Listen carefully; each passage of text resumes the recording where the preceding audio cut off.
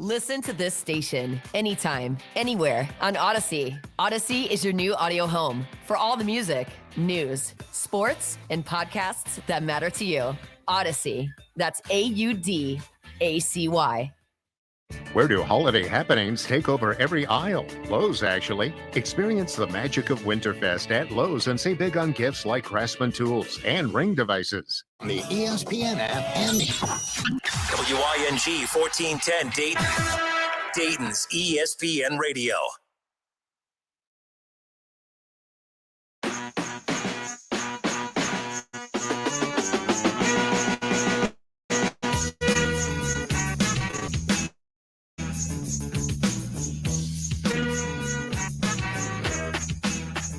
Everybody, it's Christmas time in Hollis, Queens. Damn. Mom chicken in collard greens. Kenner. Yeah, have Merry Christmas. You can't just surprise me with that time. I would have been prepared. I could have had some lines all written down, ready to go. I mean, you don't have to have lines. It's a song. You can just rap the song lyrics. That's a song. What? What's happening right now? You don't know this song? No, I picked something that had a Christmas little beat to it. Run DMC.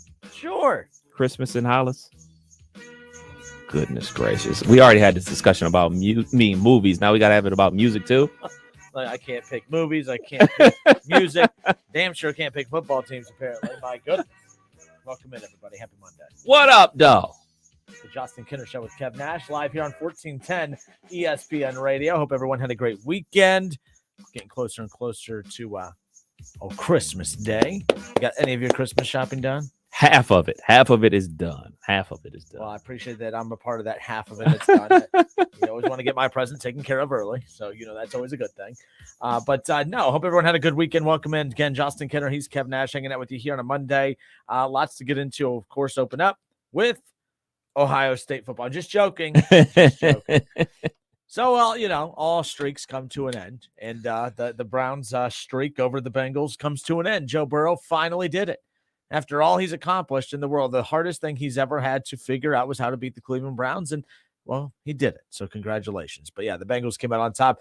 5 straight wins for the Bengals. They were 4-4, now 9-4, and they're sitting pretty comfortably right now. The Ravens somehow just will not lose. They can't lose. They can't score, but they keep winning. So, everyone's waiting for the excuse. Go ahead and ring the bell real quick. Oh, I'll be ready. Just Bengals won. What do you want me to say? The Bengals won. They should win. Oh, they should.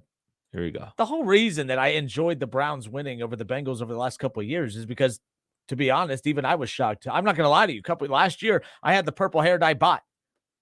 I had a friend that I watched the game with that I was all ready to go shave the hair, make sure it was all touched. I was going to put the purple. Remember the Megan Rapinoe bet? I was as surprised as y'all that the Browns beat the Bengals. Like, the bottom line is that's what made this whole Browns beating the Bengals thing so interesting over the years is the fact that they shouldn't have been winning, or at least winning in the way that they were winning.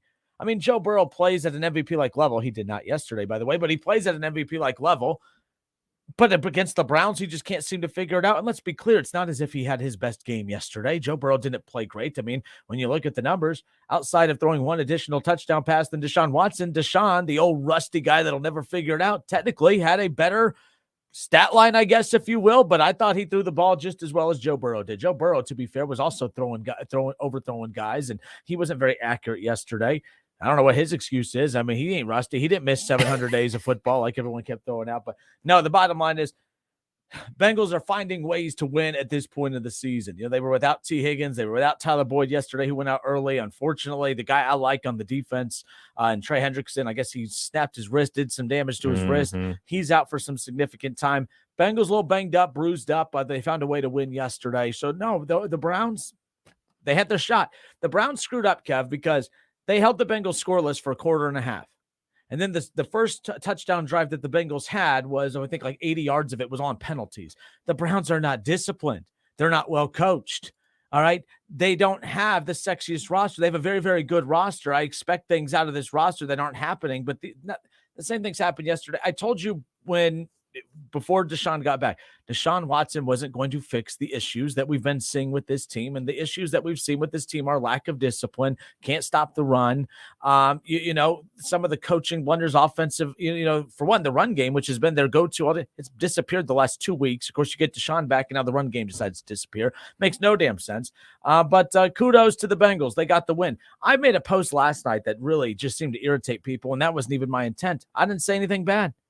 The Browns lack of discipline, right? Lack of consistency, bad coaching decisions. You bring in Jacoby Brissett, you have a franchise quarterback, and you bring in Jacoby Brissett on 4th and 1 for trickery plays. I mean, what are we doing here? Hugh Jackson was laughing at that play call from Stefanski yesterday.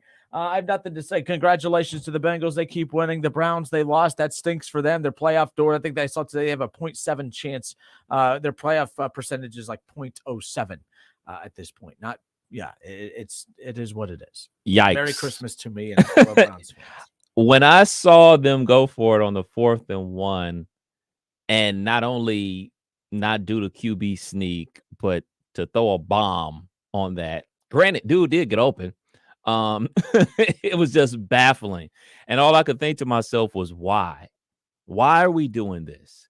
It almost makes me think to myself about like when you overthink things.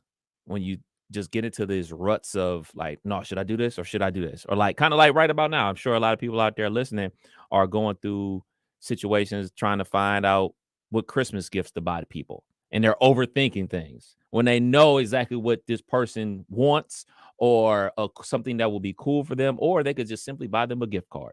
Like I have reached that point in my life where I don't overthink Christmas. I simply buy gift cards. And I think that the Cleveland Browns coaching staff or Coach Stefanski is just overthinking things. Like you got Deshaun Watson back. You've been waiting 11 weeks to have him back, and you take him off the field. Oh, you have Nick Chubb, one of the best running backs in the league. You're not going to give him the ball. You're not even going to give the element of that say, all right, we're going to do a zone read with Deshaun Watson and Nick Chubb. You're going to go for a fake sneak pass. Like it was just crazy, some of the things that went on. And then the roughing the punter penalty. Like these type of things scream a poorly coached team. And if we rewind all the way back to, I want to say, the Alabama football team, I said they were a poorly coached team when they played up against Texas. Yes, they were able to still win that game versus Texas because they have more talent than Texas, but they're poorly coached because their penalties are through the roof. Now, in the NFL, when you have penalties through the roof and you're teetering on even making the playoffs, that's going to bite you in the butt. You're not going to win those games, man. So the better team won that game. I look at the Cincinnati Bengals, and you're without Tyler Boyd. He goes out. T. Higgins, he doesn't even play. So you're down to Jamar Chase. He has like 10 catches for like $120, but Irwin stepped up or was butt naked wide open, as I like to say. Like the backups were getting wide open touchdowns on the Cleveland Browns as well. So it's kudos to the Cincinnati Bengals for stepping up, especially their wide receivers. And this is just the Browns season in a nutshell. You get 2 victories in a row. You give people like yourself some type of hope and then snatch it from you by 3:00 on Sunday. Well, and the other thing too, so I'm not defending the Jacoby Brissett play at all, but I understood. But the thing is, if simple old me can understand what is happening, like I'm pretty sure the Bengals defense was able to sniff that out. Jacoby Brissett coming in on that 4th and 1. By the way, and Kevin Stefanski is known for going it on 4th and short situations. They go for it constantly. The analytics, they're the Browns. I saw a report the other day somehow, and I think that's what's most concerning. They're the most analytically driven team in the NFL. That's interesting to me. I don't know what you're bragging about because it's not resulting in anything other than below 500 football. But Jacoby Brissett going in, he's one of the best QBs at picking up those 4th and 1, those QB sneaks and everything. But so they just. The Browns are not good enough for those kind of plays. That flea flicker that the Bengals ran, I no issue with it. Good for them. They're good. Like they've earned Joe Burrow in that offense. They've earned the respect to be able to go for those types of plays, and it worked. And by the way, I talked about this with Byers earlier. No, back to the Jacoby Brissett thing real quick. The Browns aren't good enough to execute that play. They're not consistent enough to execute that play. And I think that the cockiness of Kevin Stefanski, where they've had a lot of success against this Bengals defense over the last year and a half, going back to when Baker Mayfield was here a year ago, and the first time they routed the Bengals. They routed the Bengals a month and a half ago on Halloween night. And they felt that they were going to be able to do that again. They had success with Jacoby Brissett passing the ball the last time. So, again, I know the reasoning. I saw some people defending it on social media. Well, it was actually kind of smart because everyone and their mother thought that Jacoby Brissett was just going to sneak it in because that's what he does. Then that's what you do. Right. Because, by the way, how many times even before the game on a 4th and short situation, everyone knows it's about to be a QB sneak. You still have to stop the QB sneak. Go with the QB sneak. Yeah. You want Jacoby Brissett when you have a better passing quarterback. Now, again, he's still rusty to start since coming back. But then the coaching decisions from Stefanski.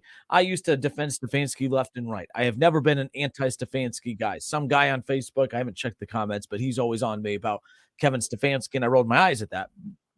But there is something to be said about the bad decision-making. The Nick Chubb thing, by the way, the Bengals defense, they didn't have DJ Reader the last time that they played. Look, DJ Reader is not the most dominant run-stopping defensive lineman out there, but my goodness, did he have an impact yesterday? I mean, Nick Chubb, he had finished with like 33 yards. 12 of those was a 12-yard pickup on a first down in the first quarter. That means, Kev, he ran for just under 20 yards for the remaining 4 quarters, 3.5 quarters. There's some problems up front with the Browns, not necessarily sure what. This is not the time. You get Deshaun Watson back, and now all of a sudden the run game wants to regress. Now the offensive line wants to start to regress. Now it's tough. I get it. This is not an excuse. They're used to pass blocking for Jacoby Brissett, who refused to ever leave the pocket. He was the worst at scrambling and trying to make plays with his legs. Deshaun is constantly kind of weaving in and out. Maybe there's that aspect of it, but that shouldn't impact the run blocking. Very interesting dynamic for the Browns in the first 2 weeks with Deshaun Watson. Now let me get to Deshaun Watson. People, my friends yesterday, why aren't you more? I thought you'd be more pissed about this loss. I bet that stinks that they lost to the Bengals. I'm like, no, because from the gap of where Deshaun was against the Texans to where he was in the first half against the Bengals was a major improvement. And he was not good in the first half against the Bengals. And then the gap between how he performed in the first half against the Bengals to the second half, it was night and day. Deshaun Watson was scrambling out of the pocket. He was throwing on the run. He was throwing across the field. I thought he he had rushed for almost 40 yards yesterday too. I actually liked what I saw to Deshaun Watson, and he had 2 touchdown passes dropped. Were they the sexiest of passes? No, but some of those were by design, throwing high to the outside away from the defender in the back of the end zone. Amari Cooper, OBJ is a free agent. If we wanted that crap, we'd just go get OBJ. Amari Cooper, the ball was in his hands, Kev. There's no excuse. And then Donovan Peoples-Jones when they went for it on the 4th down, right towards the sideline. Kev, he had his hands on his chest. The ball hits his face mask and bounces off his chest because put your arms out and extend away from the defender. I'm not taking anything away from the Bengals defense. They smothered the Browns. There was times where they would do those aerial shots, Kev, of the defense. There was no open Browns receivers. Nobody was open. Not on those plays I'm talking about, but I just mean throughout the afternoon. Bengals fans thought I was taking a shot at them yesterday when I said that. I go, those 2 drop touchdown passes, that's brutal. That's going to go against Deshaun Watson, but that's on those 2. That's the stuff that's frustrating. So I said the one thing I noticed yesterday, the 2 differences in the quarterbacks, yesterday's game, one had Jamar Chase, the other didn't. That was the biggest difference maker in yesterday's game, because if you think that Joe Burrow was shook off the struggles against the Browns, the Bengals won yesterday. Joe Burrow did not look comfortable yesterday, Kev. He didn't look comfortable. Now, again, he's without Tyler Boyd and T. Higgins, but does that mean we're going to ring the excuse bell? Bengals fans, are we ringing the excuse bell? I need to know. I didn't think Joe Burrow looked good yesterday. In fact, the Browns lost that game not in those 2 touchdown drops in the 4th quarter, which, by the way, catching those didn't mean anything. They were still down in possession with 3.5 minutes to go. Burrow in the same situation a week ago against the Chiefs, ate a lot of clock, picked up multiple first downs to be, you know what I mean? I'm not saying the Browns would have won, but the game should not have been over right there. Those star players have to come up and make those catches. That wasn't on Deshaun yesterday. I thought Deshaun, all the factors considered, with all the heat on him, with how bad he looked against Houston, with how poor he looked in the first half, the fact that he made multiple big drives, I was actually really impressed with him, Kev. I thought he looked very solid yesterday, and if that's what he looks like in only his second game back, about 75% is what he looks like right now. I think he's only going to continue to get better. So if you ask me why I'm not that down about them losing to the Bengals yesterday, is because I do know that if that same situation arose and there's a healthy, not healthy, but a revamped Deshaun Watson, not missing 700 plus days of they win that football game yesterday. So I'm not upset about it. The whole purpose of getting Deshaun Watson was to be able to go beat teams like those with Joe Burrow and Patrick Mahomes and Josh Allen. And from what I saw yesterday, he's not 100% back, but I saw enough to feel good about, oh, yeah, there were some throws he made yesterday on the run. Jacoby's not making those. Baker wasn't making those. Case Keenum wasn't going to make those. No matter what quarterback, you could have got Jimmy Garoppolo like I wanted. Garoppolo wasn't going to make those.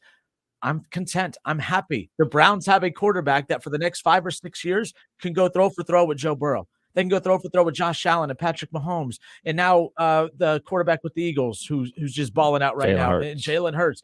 Kev, I'm fine. You're on to next year. It's not on to next year. Like they could win the next 4, finish 9 and 8. And if other teams just totally plummet, maybe that door's open.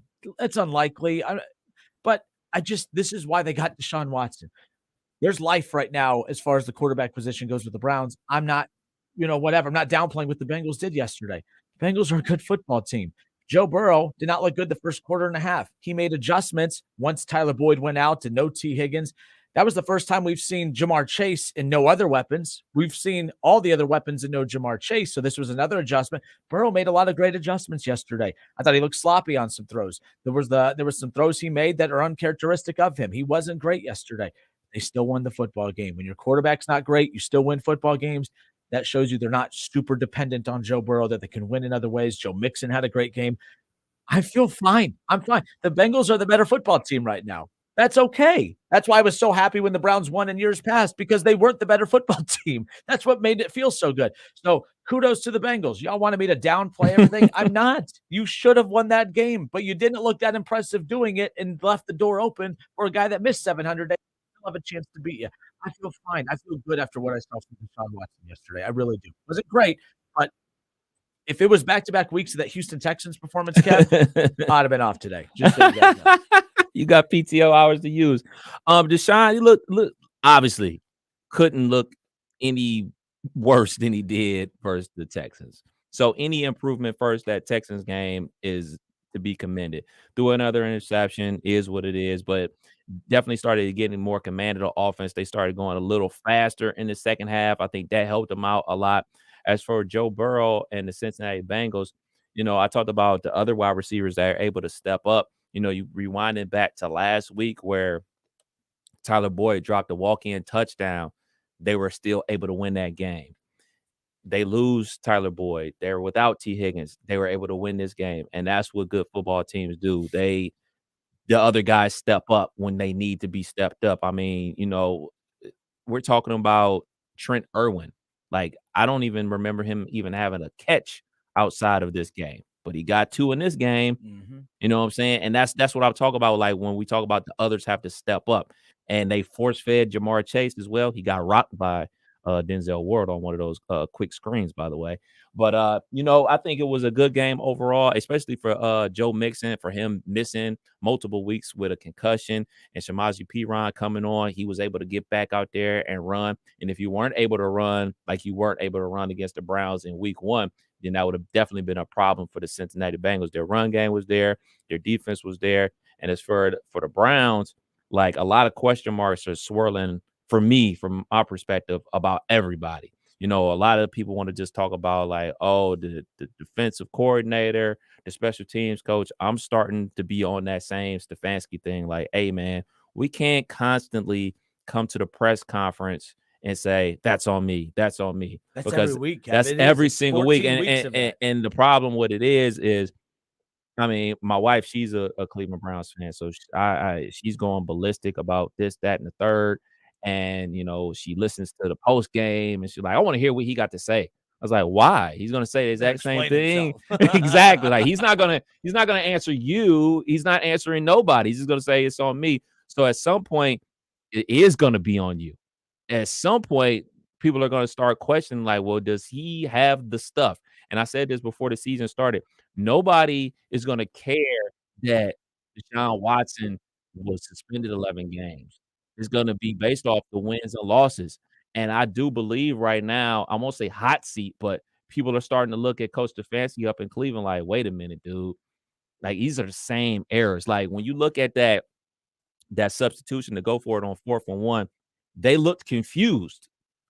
That's a problem because this is a play that you guys practice. It's like, all right, if we're in this situation of 4th and 1 at this point of the field, we're gonna call, I don't know, we're gonna call fire. So everybody in that substitution pattern knows exactly what play we're running, who's supposed to be in the game, who's not supposed to be in the game. Because you see the quarterbacks knew. The quarterbacks were the first dudes in and off the field. He knew. And they watched, and it seemed like they weren't ready. It seemed like the others weren't ready for the play call or knew what they were supposed to run. So it just looked funky from the start. You overshot him. It was incomplete. People talk about, oh, man, they should have kicked the field goal. I really don't have a problem with them going for it in that spot of the field. I really don't even have a problem with them taking a pass on that shot. I have a problem with the execution. And when we're talking about execution and being ready and knowing your assignments, that all goes back to coaching. You getting blown up at the point of attack, it happens. It's football. Everybody's going to happen. But you knowing the substitution patterns, that directly goes back to coaching. So for right now, I'm looking at Coach Stefanski like, all right, these last 4 weeks, you got to show us something. You got to get right back onto the same track that you were earlier in the season, because right now, these last 2 weeks, we can brush last week's game off to Deshaun being rusty, but this week versus the Cincinnati Bengals, they look disorganized, and that roughing the punter penalty, ouch, ouch. That's the stuff. I mean, they're just not. They're not disciplined. They're not like, and let's say Deshaun Watson is playing at an MVP-like level.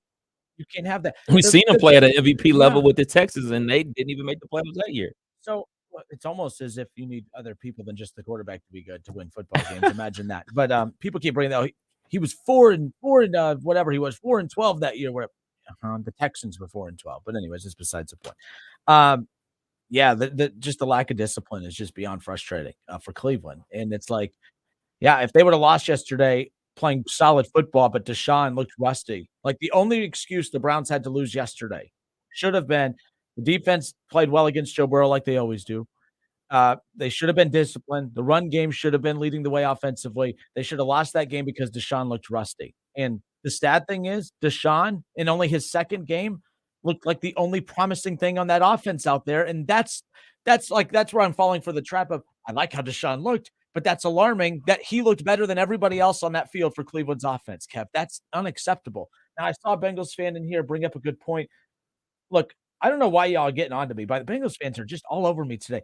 Last week, you weren't You're a here. Browns fan. Last week, you weren't here, but maybe you were here for the episode. The Bengals defense, I've always told you, Kev, even back to last year, I've always been high on the Bengals defense. They're not statistically the best defense in football. They're not even close. In fact, the Browns are ranked higher, like in the pass and run defense, in the pass defense, not the run, but some other key statistical categories. I would take the Bengals defense over the Browns any day, and I would even include, you could take Myles Garrett too, and I like Myles Garrett. I like the Bengals makeup defensively better than the Browns. Why are y'all getting mad? You're right. I should give a little bit more respect to the Bengals defense on the stop. They're getting offended because I talked about how poor the run game was for the Browns. They want me to say, tell me that my defense stopped me. They're being creepy. It's like they want me to whisper in their ear and say, tell me it was the D. Like, that's what they're weird. They're being creepy. Bengals fans, you guys are weirding me out, and I'm uncomfortable. I kind of want to stop the show right now and just not talk to y'all for the rest of the day. DJ Reader is fantastic. The Bengals defense is very, very good. They stopped Derrick Henry a few weeks ago. Mm-hmm. Okay. They stopped Nick Chubb yesterday. Whatever. But at the same time, Derrick Henry, you're paid to be Derrick Henry, no matter what the defense is. Same thing with Nick Chubb. Maybe it is the Bengals run stopping defense. But if that's the case, y'all got to stop all running backs, not just the Derrick Henrys and Nick Chubbs of the world, because you're like 13th in run defense. So you know what I mean? It's weird. Like the stats, that's why you can always make numbers sing and dance. The Browns statistically on defense aren't the worst team in the National Football League. I would hate to see who's worse than the Browns statistically in the National Football League, because my God, it is painful. It is painful. All right, Justin Kenner, Kev Nash with you here on 1410 ESPN Radio. What's this one? I thought that last one was like a random just Christmas beat. I didn't know that it was gracious. Okay, interesting. Anyway. I can't believe everybody put Christmas tree emojis in the chat because Kenner doesn't know Christmas in Hollis. Oh wow! Do you know who Run DMC is? Yes. Oh, you didn't sound sure. I mean, I've heard of Run DMC. Who are the members of Run DMC? The Justin Kinner Show with Kev Nash. We'll be right back here. By the way, you've heard our takes. I want to hear you guys' your guys' takes. 518-1410. 518-1410. That's the number to call and jump in on the conversation. I'll go back to reading some of y'all's creepy tweets and messages and Facebook posts. Follow the Justin Kinner Show Facebook page. You could watch Kev and I there, and then you can jump in on the conversation in the chat section. I'm going to go comb through some of these comments, and I'm going to pick my favorite ones, and we'll interact with you guys on the other side. I see some calls coming in. I promise you your takes coming up next. It's the Justin Kinner Show with Kev Nash reacting to the Bengals finally beating the Cleveland Browns. Got some college football stuff around the corner. We'll take a look at the complete AFC playoff picture and the AFC North as well. Bengals looking well on their way to potentially having a shot to get that 1 seed, maybe get back to the Super Bowl. How funny would that be? As a Browns fan, I would not be laughing. I promise you that much. We'll be right back. 518-1410.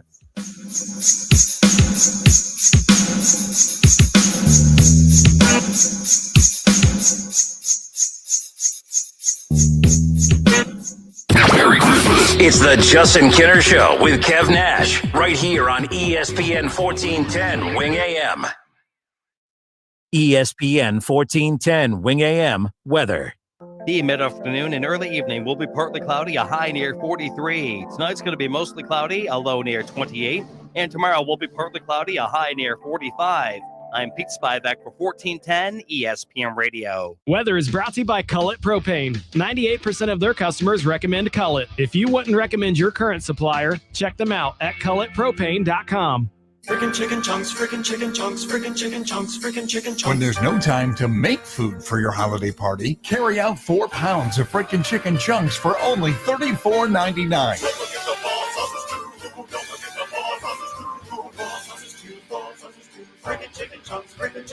Give the gift that always fits a $25 Frickers gift card and get 5 frickin' bonus bucks free. Let them get what they really want.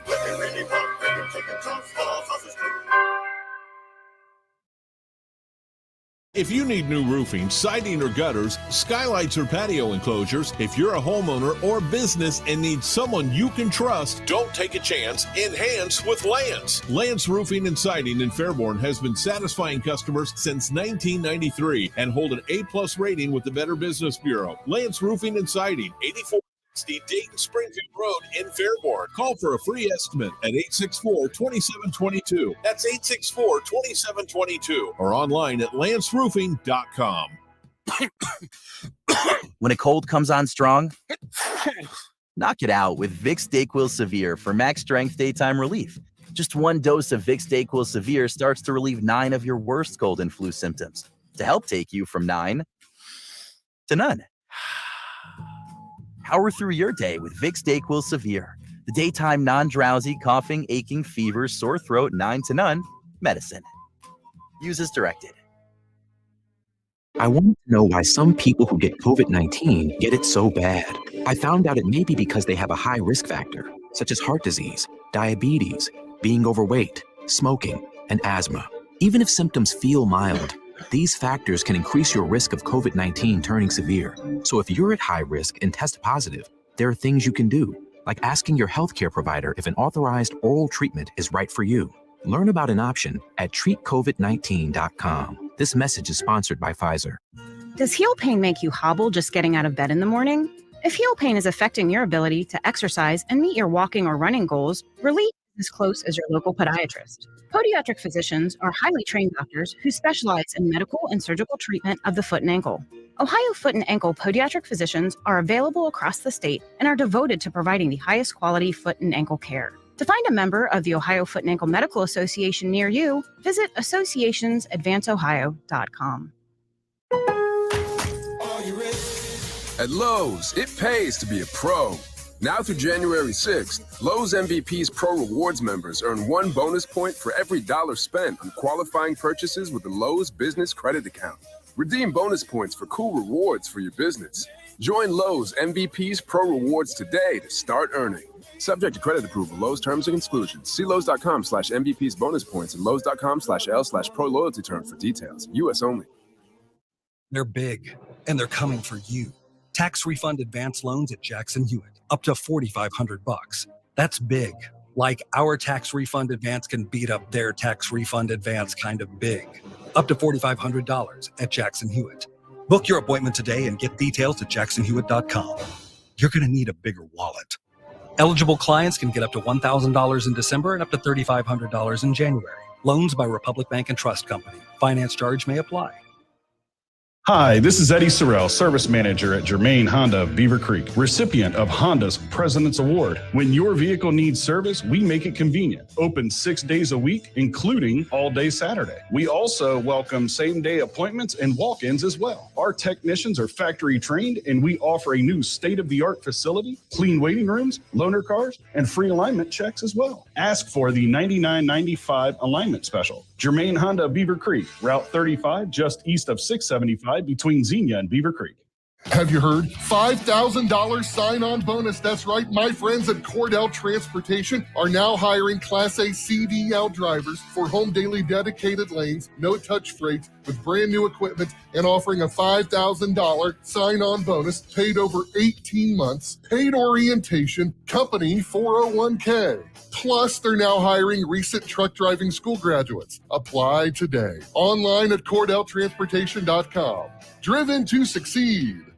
Update the lighting in your home and save big right now at Menards. Brighten your garage or workspace with a utility light from Patriot Lighting.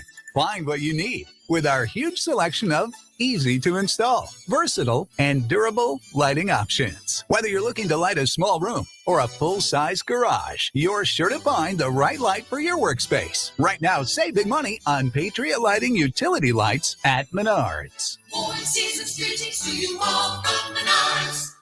Do you know what people see when they Google you? Search engines don't always get it right. And when they're wrong, it's your reputation on the line. So what do you do when you don't agree with your search results? Call Reputation Defender at 800-401-6681. Reputation Defender by Norton is one of the most trusted names in online reputation repair. We have over a decade of experience in fixing people's search results, and we can help you too. Using cutting-edge approaches, Reputation Defender pushes unflattering information down to lower pages of your search results, where few people ever look. We also promote the good stuff so that it rises to the top, letting you put your best foot forward. Your good name is too valuable to leave to the whims of a Google algorithm. You owe it to yourself to take control with Reputation Defender. Visit www.reputationdefender.com or call 800-401-6681 for free advice on your situation. 800-401-6681. That's 800-401-6681. This holiday, check out Origins, an immersive new Audible original series featuring artists like Billie Eilish telling their stories in their words. Listen now at audible.com/origins.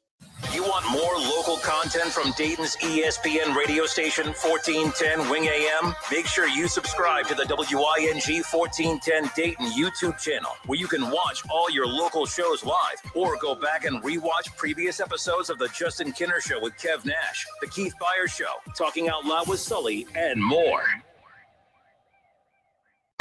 All sports, all the time. This is 1410 ESPN Radio.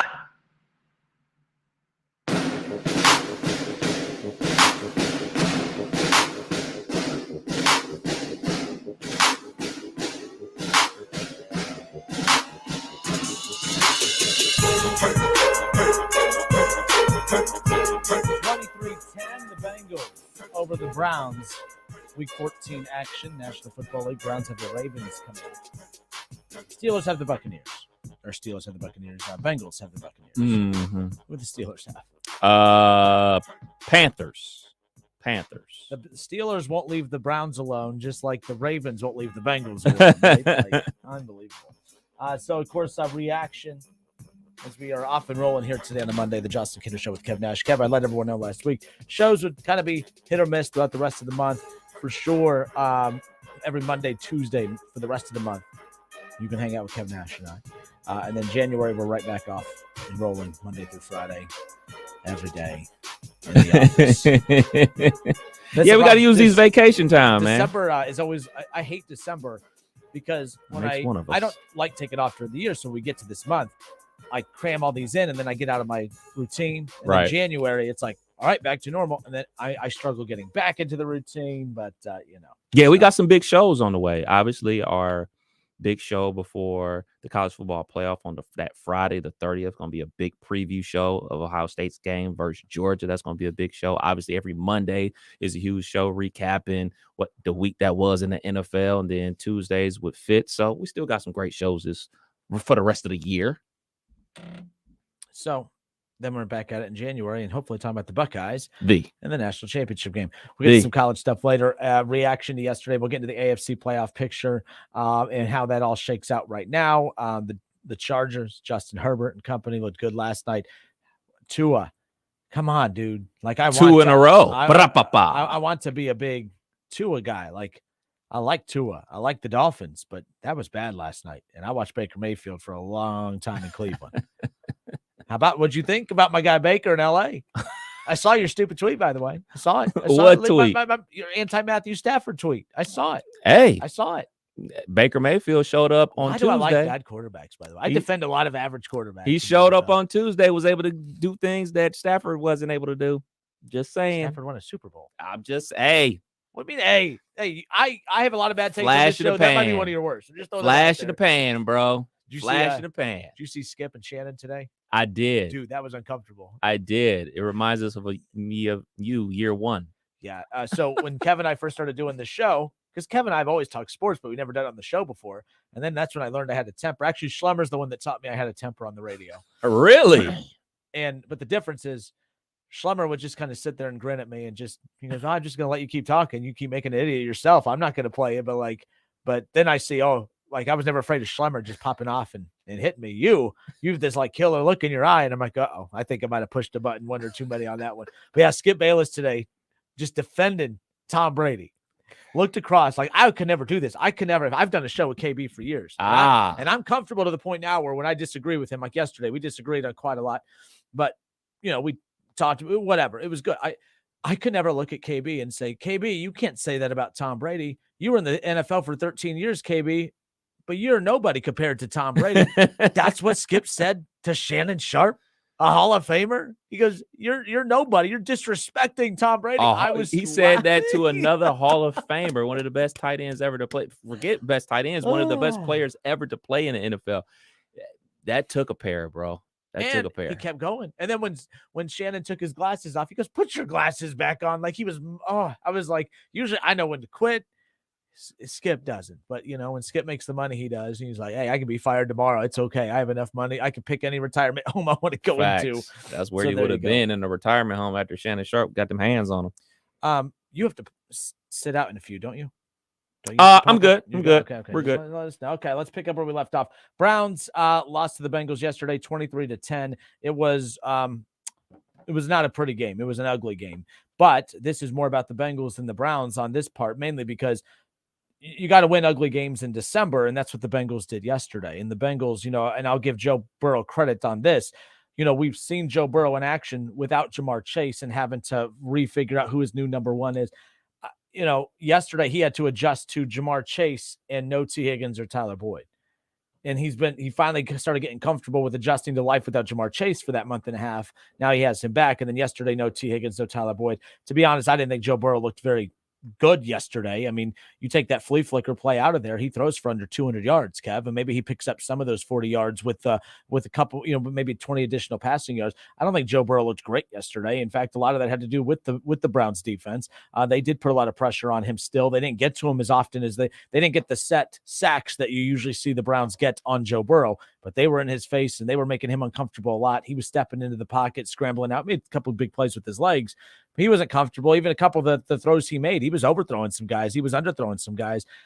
And that's why I was annoyed with Bengals fans yesterday, because when Deshaun Watson would make a bad throw, oh my God, look, see, told you he was going to be a bum coming back after 700 days off. Well, that's at least his reasoning, if there is one. All right, Joe Burrow, what's his reasoning? Look, bottom line is, if you all want to be children, I'll be a child as well. Bottom line, the run game, Joe Mixon. Good for the Bengals to finally get the emergence of him back so late in the season. And then in his absence on some of these games, to have Pirine now have an established role, a two-headed monster. That's like what the Browns were hoping to have with Nick Chubb and Kareem Hunt if they were in playoff contention, or at least, they're sniffing the playoffs, but it's like It's like when you smell cigarette smoke. Someone, you're sitting outside, you're looking around to see who has a cigarette lit. That's the Browns right now. That's the playoff smell that they're smelling, but they're not very close to it. Let's just put it that way. But that's kind of today's football. If you have a two-headed monster in your running back room, and then you have elite wide receivers, MVP caliber quarterback, and an effective offensive line, the Bengals have no excuse not to get back to the Super Bowl this year and win it all. Like they don't. Like now we're at the point now where I'm going to use your success against you because now there is no excuse. There is no, a year ago, he had the chicken pox in the preseason and now he's back and he's adjusted. No, there's no excuses. Yesterday they proved they could win without. They proved they can go.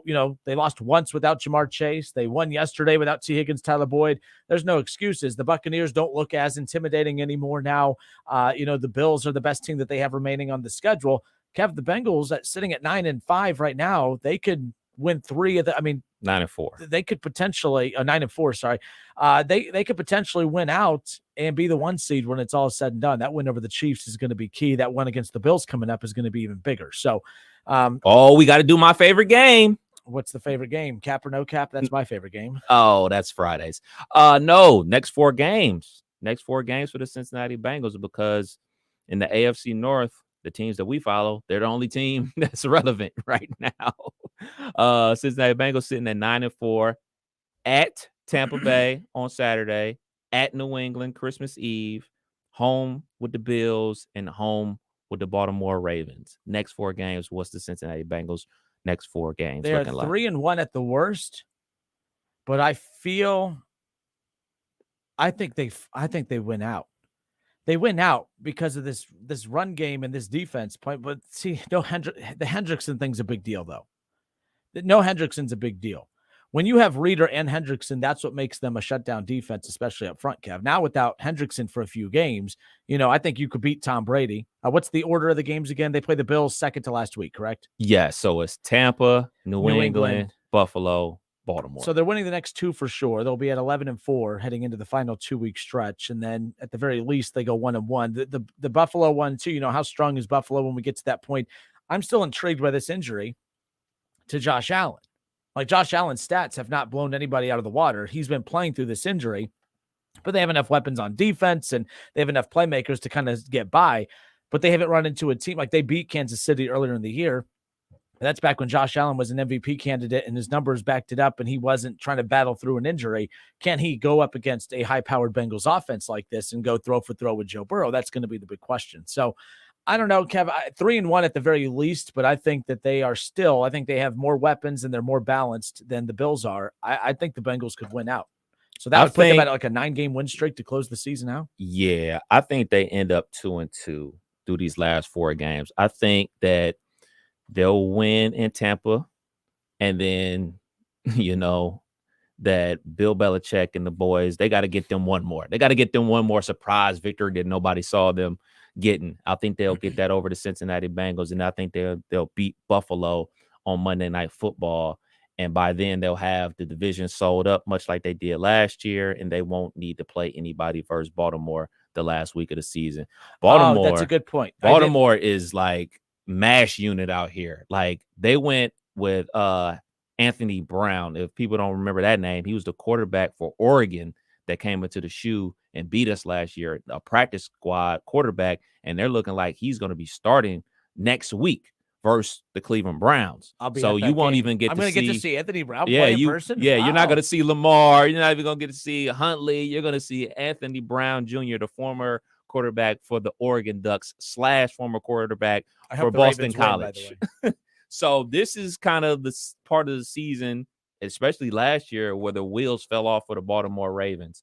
And I think they're going to fall off again for the Ravens and set up for the Cincinnati Bengals not to have to play their starters in that last week of the regular season. So I think the Bengals go 2-2 in their last 4 to finish the season 11-6 and win the North again. I hope the Browns lose on Saturday because I see Bengals fans are rooting for the Browns. So if I'm petty, like if I'm the Browns, I'd be petty. I'll lose on purpose. We ain't making the playoffs anyways. Just lose so the Bengals don't win the division. That's all I care about. No, I forgot about that last game being against Baltimore. usually by the time we get to week 17, I mean, hell, usually by the time you get to week 16, you kind of know who's, I mean, very rarely did we get to week 16 and have 7 games of substance. Yeah. So now the chances of getting to week 17, I mean, there's a reason we saw so many teams sit guys out last year. That could play a big role in how this final playoff seeding kind of plays out too, because Cincinnati, what happens if they have the division locked up by week 17, but they need a win to get the 1 seed? Do you play for that 1 seed, or do you just say, we got the division wrapped up, let's just, rest some guys? And that's a good question, because, and again, we're a month out from that having to be a legitimate talking point, but keep that in mind. We're going to find out just how important that 1 seed is. I'll give Bengals fans this, that damn place for a fan base that's been embarrassing as the Bengals fans have been over years. I mean, you couldn't even watch them on TV because their fans suck so bad. All right. But now all of a sudden they have a winning product. Now they show up. That's what fickle fans do. So that's what they're, speaking of fickle, he left Cincinnati. But goodness gracious, he's all over the place today. But fickle fans, that's what they do. We're only going to support our team if we're winning. Well, okay, that's cool. That's super. Take advantage of it now.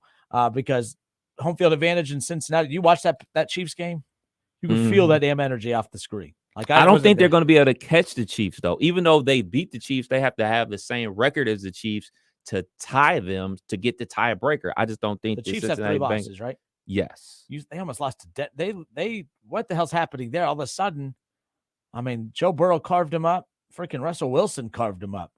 Russell Wilson was riding yesterday until he got pile driven into the ground. I mean, he had a speed knot, the whole shebang. So these are the next 4 for the Chiefs: at Houston, home with the Seahawks, home with the Broncos, at Vegas. Like, I just don't see them being able to fall enough times for the Cincinnati Bengals to catch them, to tie them up, because they need the tie to use that tiebreaker. I just don't see it happening. So I think the Bengals are going to be locked into second or third. I guess it really doesn't matter if you don't have a 1 seed. So let's see. This question just came in. CBJ 127 on YouTube. He goes, do you think the Browns should have played Brissett? They did for 1 play. No. Talking about that Browns-Bengals game yesterday. Sorry, going back to that real quick. Do I think they should have played Brissett? Absolutely not. They didn't lose because of Deshaun yesterday. They lost because they had no run game, and they lost because they had almost 100 yards in penalty yardage against them. I mean, that first opening touchdown for the Bengals, that was a result of the Browns just giving them 80 yards in penalties. I mean, at that point, Joe Burrow hadn't gotten in a rhythm, and they were about to punt, the roughing the punter. Joe Burrow there was a lot of 3 and outs for Joe Burrow in that Bengals offense early on. The Browns couldn't capitalize it on the offensive end, but a lot of that had to do with not being able to get the run game established. Deshaun Watson looked a little rough to start, like he did against Houston. Then all of a sudden he got into a little bit of a groove. He was able to hit open receivers. He was able to escape the pocket. He was picking up huge plays with his legs. He led the Browns on some very impressive drives yesterday. That technically Jacoby could have done, that has done in weeks past, but it wouldn't have mattered because Jacoby starting or Deshaun starting, that wouldn't have prevented the 180 plus yards in penalties, and then Nick Chubb not being able to run the football. That wouldn't have mattered either. I think that was bad coaching on Stefanski's part, and honestly, the Bengals just able to capitalize on the Browns' mistakes. So there is a segment of the Browns fan base that just wanted to have Jacoby finish out the year. I know a couple of them very well. They said basically the same ilk as, like, just let him finish what he started. 2-game winning streak. And my rebuttal to them is like, well, he had his chance to snatch the starting spot. There's situations where, people get hurt and they don't get their job back. It's because the other person plays so well that you can't go to the other guy. I was a person that thought, like, all right, if the Browns had 8 wins and Deshaun was on his way back, I don't think you should pull him. I don't think that you should have flip-flop quarterbacks. But the situation they were in, it was kind of 50-50. Their record. So why not make the change and go to the more talented guy? But, in the case of Jacoby Brissett, if he and that offense was clicking and they were moving and they were obviously winning games at a clip where they had 8 going into the relief of the suspension, I would have still rolled with Jacoby Brissett. So he had his chance to basically take ownership of it and make them keep him out there, and they were unable to do that. And now all of that is Jacoby Brissett's fault. Some of those are, but, you add one more win to his total, like that Jets game that they basically had in the bag until they didn't have it in the bag. That still doesn't get you to that quote unquote 8-win plateau where I would have basically still left Jacoby Brissett out there. In this situation with the Browns were. You put the more talented guy out there. Yeah, I didn't have a problem going to Deshaun Jacoby. Jacoby played very well, but he wasn't. It's not like he was playing at an MVP-like level. We got to stop acting like Jacoby was playing lights out. I know the standard for quarterbacks in Cleveland is pretty low, but we got to stop acting like Jacoby was playing at such a high level that we had to question whether to bring Deshaun back or not. Cleveland, in my opinion, they did not go through everything that they did from a PR standpoint, from a PR hit, to get to the point where we finally have a chance to play Deshaun Watson and then not play Deshaun Watson, even at the risk of losing a game or two. The fact that they were lucky that Houston was the team that he was eligible to come back against. They won because Houston's a bad football team, and Deshaun was very, very bad last week. If Deshaun's first game would have been against Cincinnati, Kev, they would have got obliterated by 50. And I believe Zach Taylor and the Bengals would have put 60 up on the Browns if they had the opportunity to do so. So 518-1410 before we step away for a break. Who we have, Kev? We got AJ. What up, AJ? How are you, sir? It's AJ. That's what I said, an A Tanner. and a J. No, you said J, but first off, I said AJ. I gotta call you out. I said AJ. All right, I got you. Hey, first off, well, actually, my whole point is I got to call you out on your disrespect for Joe Burrow for comparing him to Deshaun Watson Right, and saying that the only difference between them is Jamar Chase. Come on now. What? Like, Joe Burrow is an MVP candidate. Deshaun Watson has looked like garbage since he's come back. Joe Burrow was playing with his second-team wide receivers yesterday. Come on now. So, first of all, I've been watching Justin Herbert play with backup wide receivers all season, and his numbers are better than Joe Burrow, so I'm going to throw that excuse out the window. Second of all... Oh, is Justin Herbert MVP candidate? Justin Herbert doesn't play in as good a team as Joe Burrow, and Justin Herbert's better than Joe Burrow, but that's not the point. So, with that being said, what? He's not as good. He's better than Jalen Hurts, and Jalen Hurts is an MVP candidate, so what's your point? Tom Brady, I'll take, Aaron Rodgers is better than Jalen Hurts, and Aaron Rodgers is an MVP candidate. Would you still take Jalen Hurts over Aaron Rodgers? Yeah, I would. Oh, okay. Anyways, so my whole thing about the yesterday, it was about quarterback versus quarterback yesterday. That was my analysis of yesterday's game. One quarterback had an elite wide receiver and the other quarterback did not. That was my whole premise of that comment, was really the big difference in quarterbacks. What do you call Amari Cooper? I call Amari Cooper a good wide receiver. He is not an elite wide receiver. And I said that coming into the season. You can ask Kev. I've been consistent on that. Let me ask you this. Did Deshaun Watson have his full wide receiver core available yesterday? The one that was ranked 27th in the National Football League coming in? Yes, he did. They're all starters. They're all number one. Well, everyone has starters, dude. Come on, Jay. You know that. Every team has starters. Some are good, some are bad. Come on. It's AJ. Oh, I thought you said Jay when we started the conversation. My bad. I'm keep getting confused. Anyways, so here's the deal. Call in, get frustrated, get upset all you want. The bottom line is, yesterday, Joe Burrow did. If that's an MVP, if that's what an MVP looks like, my goodness, I feel bad for you. We did our MVP talk the other day, Kev. I ranked him. I said, I go right now, Patrick Mahomes is still my MVP, and I put Joe Burrow second. I'm not anti-Joe Burrow. My analysis was about yesterday's freaking game, bro. What the hell? Well, I'll get my quick MVP. Hold on. Let me finish this because Jay pissed me off now. No. And it's not because, look, another guy has a different opinion, so now Kenner has to go off. No, the dude got his panties in a wad because, first of all, his name is like Anthony or something. Just because you don't know how to spell your name, so you have to abbreviate it to AJ so that your parents can help you spell, doesn't mean you need to get mad at me, Jay. Bottom line is, as I said yesterday, both quarterbacks didn't look very, very good. And the difference maker is two quarterbacks who didn't look very, very good. One had Jamar Chase, who caught everything, and the other one didn't. That's not an indictment of Joe Burrow on the full season. He's still number 2 on the MVP list, in my opinion. I'll get to Kev's in a moment, but I got to stop being so damn sensitive. Even when this was about yesterday's game. Joe Burrow did not look good yesterday. He did not look good yesterday. Now, maybe the reasoning is because, yes, there was no Tyler Boyd and T. Higgins. Super. Fantastic. I don't feel bad for you. I'm a Browns fan who's been watching my team play without a starting quarterback 11 weeks into the season, and you want me to feel bad because you didn't have Tyler Boyd and T. Higgins? Boo freaking who? I don't care. I don't care about you. I don't care about how you spell your stupid name. I don't care about why you're so damn sensitive. Boo freaking who? Joe Burrow was still going to move on, and I just picked them to win out. If they lose a game, it's probably because they're resting starters in that last week. So be it. The Bengals are the better football team. They have an MVP candidate at quarterback. But yesterday, he did not look like an MVP candidate. But you know what he did look like? A quarterback of the team that won. And that's all that matters at the end of the day. Stop with your sensitive bullcrap, Bengals fans. I'm not here for it today. My goodness. I'm trying to be all jolly and chipper and all. 'Tis the season. And then you get guys like Jay calling in all upset. AJ. Kev, It's AJ. Sorry, AJ. Kev, your MVP is who? Your MVP top 3 is who? I will give you 5. I will give you 5.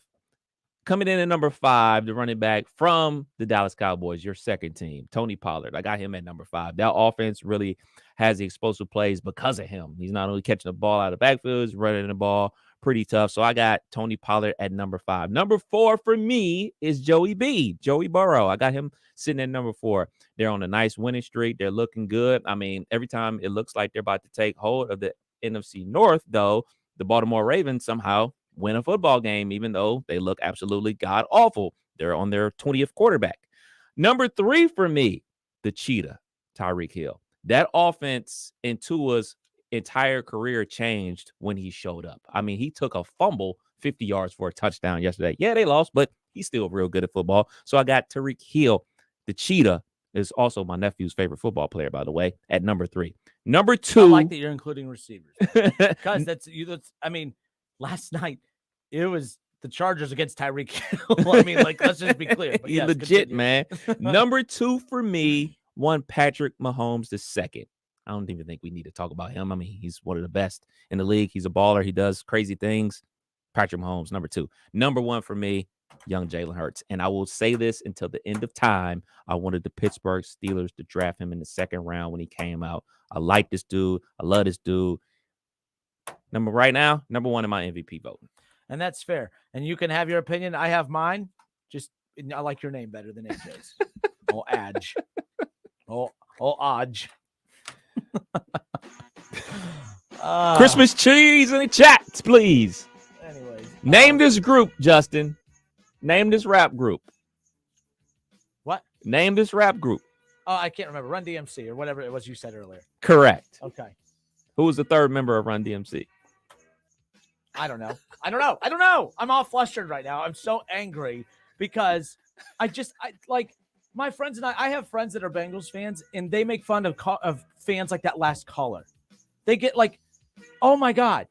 I literally, like last week, I said Joe Burrow, and I said Joe Burrow's second MVP to me behind Patrick Mahomes, which isn't an insult. I said last week that the Bengals defense, I would kill for the Bengals defense. Even though the Browns rank ahead of them in some statistical categories, I would kill for the Bengals defense. I think they have a better coach. I think they have a lot of things better than the Cleveland Browns. And that's not good enough for these whiny crybaby people. These are the people that win the lottery and complain because they have to pay taxes. That's how miserable guys like Odge are. I can't stand people. I can't stand people sometimes. It's not because, someone has a different opinion than me. Kev, he just had a horrible MVP top 5 list. Did I say anything? No, I did not. We'll be right back.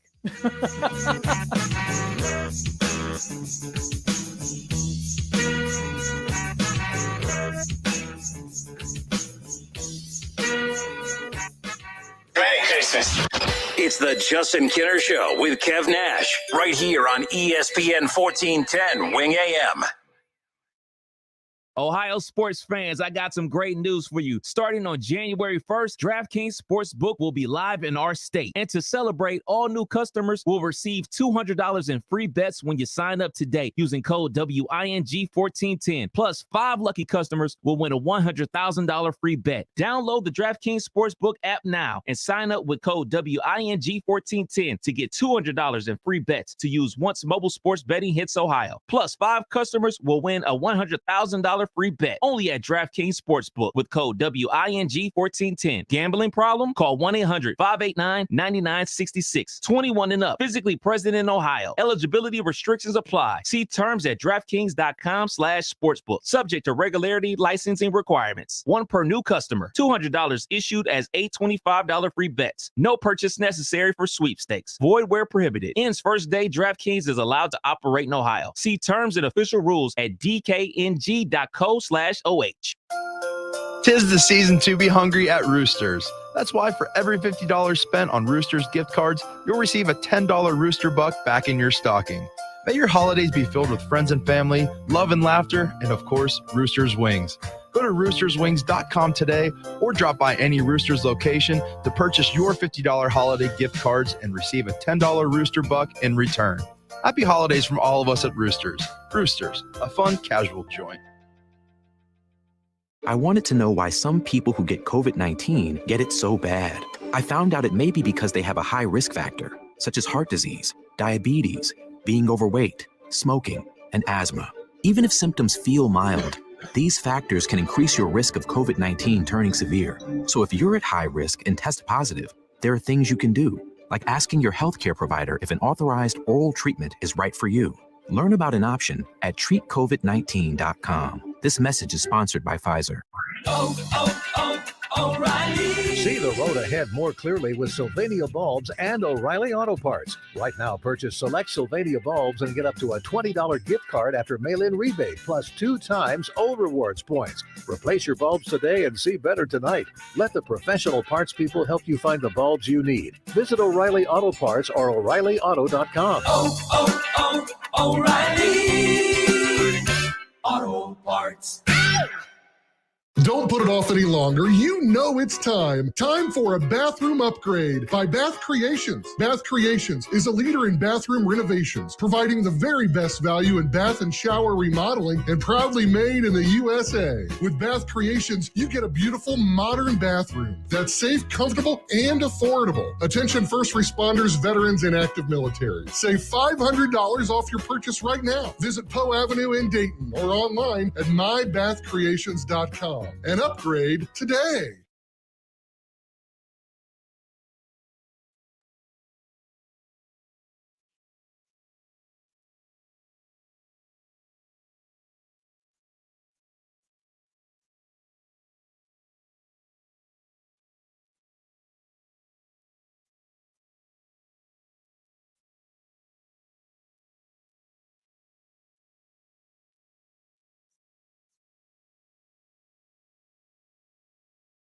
Kick off the holiday season at Club Oceano Seafood and Bar. Our Scratch Kitchen offers seafood entrees unlike anywhere else. Or if you prefer, a delicate steak cooked to perfection, paired with a handcrafted cocktail or a glass from our extensive wine list. Club Oceano Seafood and Bar at the Green. Perfect for lunch, dinner, or a special occasion. Private room seats up to 50. The best happy hour Monday through Friday, 4 to 6. Complimentary valet parking Friday and Saturday evenings. Club Oceano Seafood and Bar at the Green. Make your reservation today.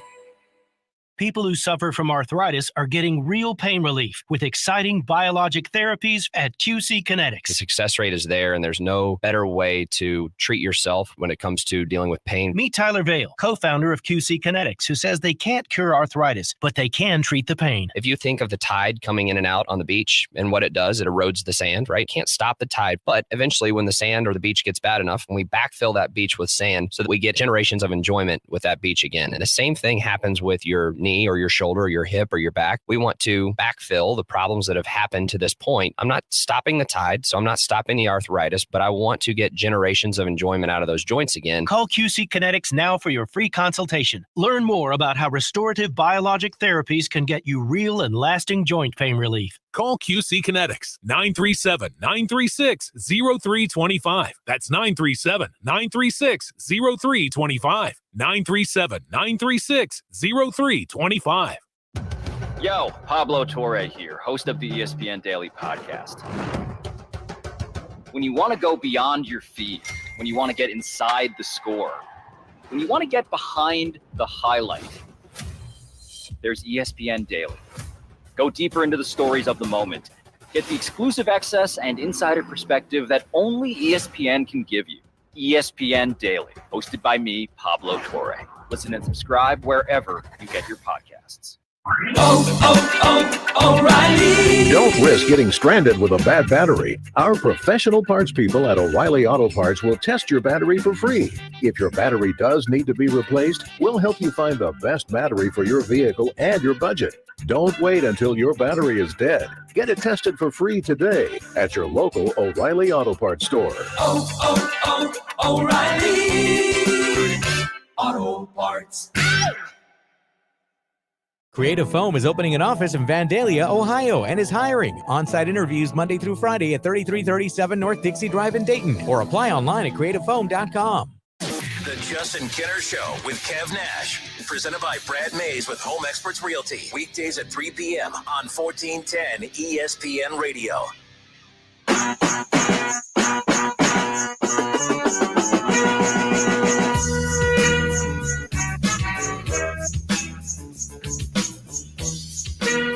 Yeah, I know I'm not cool and all, but like I heard this little return earlier. I'm like, I kind of like that. Let's use that for the show. I didn't know it was like an actual, like it's probably a song that'll get me kicked off Facebook.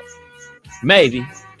But if Facebook doesn't even recognize it, then because we're still rolling on Facebook. Oh, goodness. For $1 American, Justin, name the third member of Run DMC. Did you tell me already? And I did not. I did not. Oh, I don't know. Hold on. The third member of Run DMC? Yeah. Hey, Alexa. Oh, I unplugged this stupid thing See? the other day because I don't have a get out of jail free card. Oh, my goodness. All right. Well, R.I.P. to the late, great Jam Master Jay, the DJ of Run DMC. that was my second guess. I know. How about Paul Silas passing away? Oh, man. That was brutal. Paul Silas was actually one of my favorite NBA coaches growing up. That was the first coach of the Cleveland, not the first coach of the Cavaliers, but that was the first coach of LeBron James in the NBA. I love Paul Silas. He actually, before Cleveland, he was with Baron Davis in the Hornets for a while, but I loved Paul Silas. Then he had a return stint, I think, as an interim coach probably about 5-6 years ago. Wasn't that long ago? You have to look that up. I thought that maybe it's probably longer than that, but I feel like it wasn't that long ago. Look that up. But that was a kick to the gut. How about Mike Leach? Oh, man. That's I mean, he hasn't passed away, but I guess he's in critical condition out of nowhere. That news started going wild yesterday, but no update on as far as that's concerned. But very interesting nonetheless. But we welcome everyone back. Justin Kenner, Kev Nash with you here on Dayton's ESPN radio station, 1410 Wing AM. I was in a good mood today, all things considered. I truly felt like yesterday, the Bengals won. They're one of the hottest teams in football, arguably the best team in football right now. When you look at the balance between the weapons that MVP candidate and quarterback of Joe Burrow, the weapons in the passing game, the offensive line protecting him finally, the run game has finally been established, and on defense, you have legitimate playmakers on defense, which was the case last year, but they're, you fast forward all the way to now another year of experience. They're a lot further along than the team that got the newest Super Bowl last year. So all things considered, I thought the Browns defense, the result was different yesterday, but let's be clear. The results, if you watch that game, I watch Joe Burrow play every week. Joe Burrow looks comfortable every week. Joe Burrow, the one thing I can confidently say that even Bengals fans, you guys need to learn how to agree. He never looks comfortable against Cleveland. Yeah, Myles Garrett seems like when the Bengals head. are on the other side of the football, that's when he plays his best because he had 2 more sacks yesterday. I can't even remember how many he had in that Halloween matchup. Was it like 3? Or was it 4? I can't remember, but he caused havoc, and he did the same thing yesterday, to be perfectly honest. Like, I bang on Myles Garrett a lot because I think that he doesn't play to that level all the time. But when he plays the Cincinnati Bengals, he sure does. So I got to tip my cap to him. It wasn't Myles Garrett's fault why they lost yesterday. He did his job. Again, it was just the damn roughing the punter. I saw a Browns fan a little bit ago. They had a comment that got everyone all. Jacob Sexton said, "I'll take the national TV ass whipping on Halloween over the ref-aided win any day. Bengals won yesterday, but they are the last team in the division we're worried about. Aside from the flea flicker, Burrow looked awful. LMAO." First of all, Jacob, hope you're doing well. I disagree with a lot of stuff there. Look, for one, I please have at it, the Bengals fans. I love that. But I'm not the ref-aided win. No, the Browns are stupid. They play stupid football, Jacob. Like, I'm not bailing the Browns out of this one. This isn't a homer take on my end. This is actually showing that, hey, I'm not a homer when it comes to the Browns. They cost themselves games. That's not me watering down what the Bengals did. They cost themselves football games. Hell, Kev, I know against the Ravens, they technically didn't that was a weird BS call that ultimately, gave the Ravens the first down that they were about to punt, and the Browns would have had a chance to march the ball down the field and tie it up or win the ball game. This was weeks ago when this happened, but that's the only time I've ever come close to saying, yeah, the refs cost the Browns a game. And I'm not that guy. And technically they didn't cost the Browns the game, because who's to say that the Browns would have marched down the field and scored anyways to beat the Ravens? There's only one game where I felt the refs really kind of screwed the Browns, but the Browns, they always, hit the quarterback late, or they get the taunting penalties, the roughing the punter, not just touching the punter. We're talking all out, just tackling the punter. What call is he talking about? I would love to know, because honestly, one of my best friends last night, we were talking about the Browns game, and we were both we were pissed off about the flow of the game, because the referees were ticking us off, but we weren't complaining about oh, they're just out to get us. They were blatant, just dumb mistakes on the Browns end. Mistakes that if you're making in week 14, you're not going to get better. You are who you are right now, right? Right. You make if you're making, some costly penalties in weeks 1, 2, and maybe even 3, that's not forgivable, but it's understandable. But when you're making those mistakes, Kevin, week 4, I didn't know I wasn't allowed to hit the punter. My bad. It must have been one of them wonky NFL rule changes that no one told me about. Stop. I'm not defending the Browns on that. They almost had a chance to cut it to within one possession with about 3.5 minutes to go. That the drop touchdown pass, two of them would have, obviously given the ball right back to the Bengals, and had to rely on the defense to get off the field, of course, but it would have at least given them a shot. But it shouldn't have come down to that. I mean, that damn drive in that first half was the big difference maker, because they just couldn't get off the field. Every time on third down, the Browns defense did a good job of getting the Bengals to third down. They did a good job of, multiple 3-and-outs, and they still couldn't capitalize on that. But no, I disagree with this, Mr. Sexton. I'm not going to say that was a ref-aided win for the Bengals. The Bengals won yesterday. For one, they overcome a lot of their adversity too, stepping up with players out. But the other problem is the Browns made it easier for them than what it should have been, because they beat themselves as well. So there's that. See, not a homer. But anyways, Ron Howard. How many QB keepers did Watson have? Some didn't look like it was called. I don't know. I wasn't on the sideline. I didn't call the plays. I'm not sure. Ron, I never trust you, because you're always taking shots at the Browns quarterbacks. I thought you'd still be sulking after your Buccaneers got embarrassed yesterday, by the way, by my third string quarterback. It wasn't Purdy on your end, at least. Iowa State, baby. But Jeff McFerrin said all that is coaching. No Chubb is coaching. Please get Sean. Oh, no, Nick, not using Nick Chubb is on coaching. Please get Sean Payton. We're not getting Sean Payton either. We don't have draft capital to give up to get him. I would love Sean Payton. Don't get me wrong. Sean Payton went to Sean Watson, and that offense I would kill for. There's 2 years left on the Saints deal so whatever team goes out to get him, they'd have to give up draft capital to do it. And by the way, maybe it doesn't take first rounders to get Sean Payton. I have no idea. Right. Maybe. But the thing is, the Browns, as far as we go, maybe the Saints would do them a favor. Doubt it. Oh, Ron gave the middle finger. Okay, you're back to the ban list, Ron. Wow, Ronald. Why you gotta be so? Anyways, yeah. By the way, so I guess that the AJ or Adge, the caller from a little bit ago, Kev.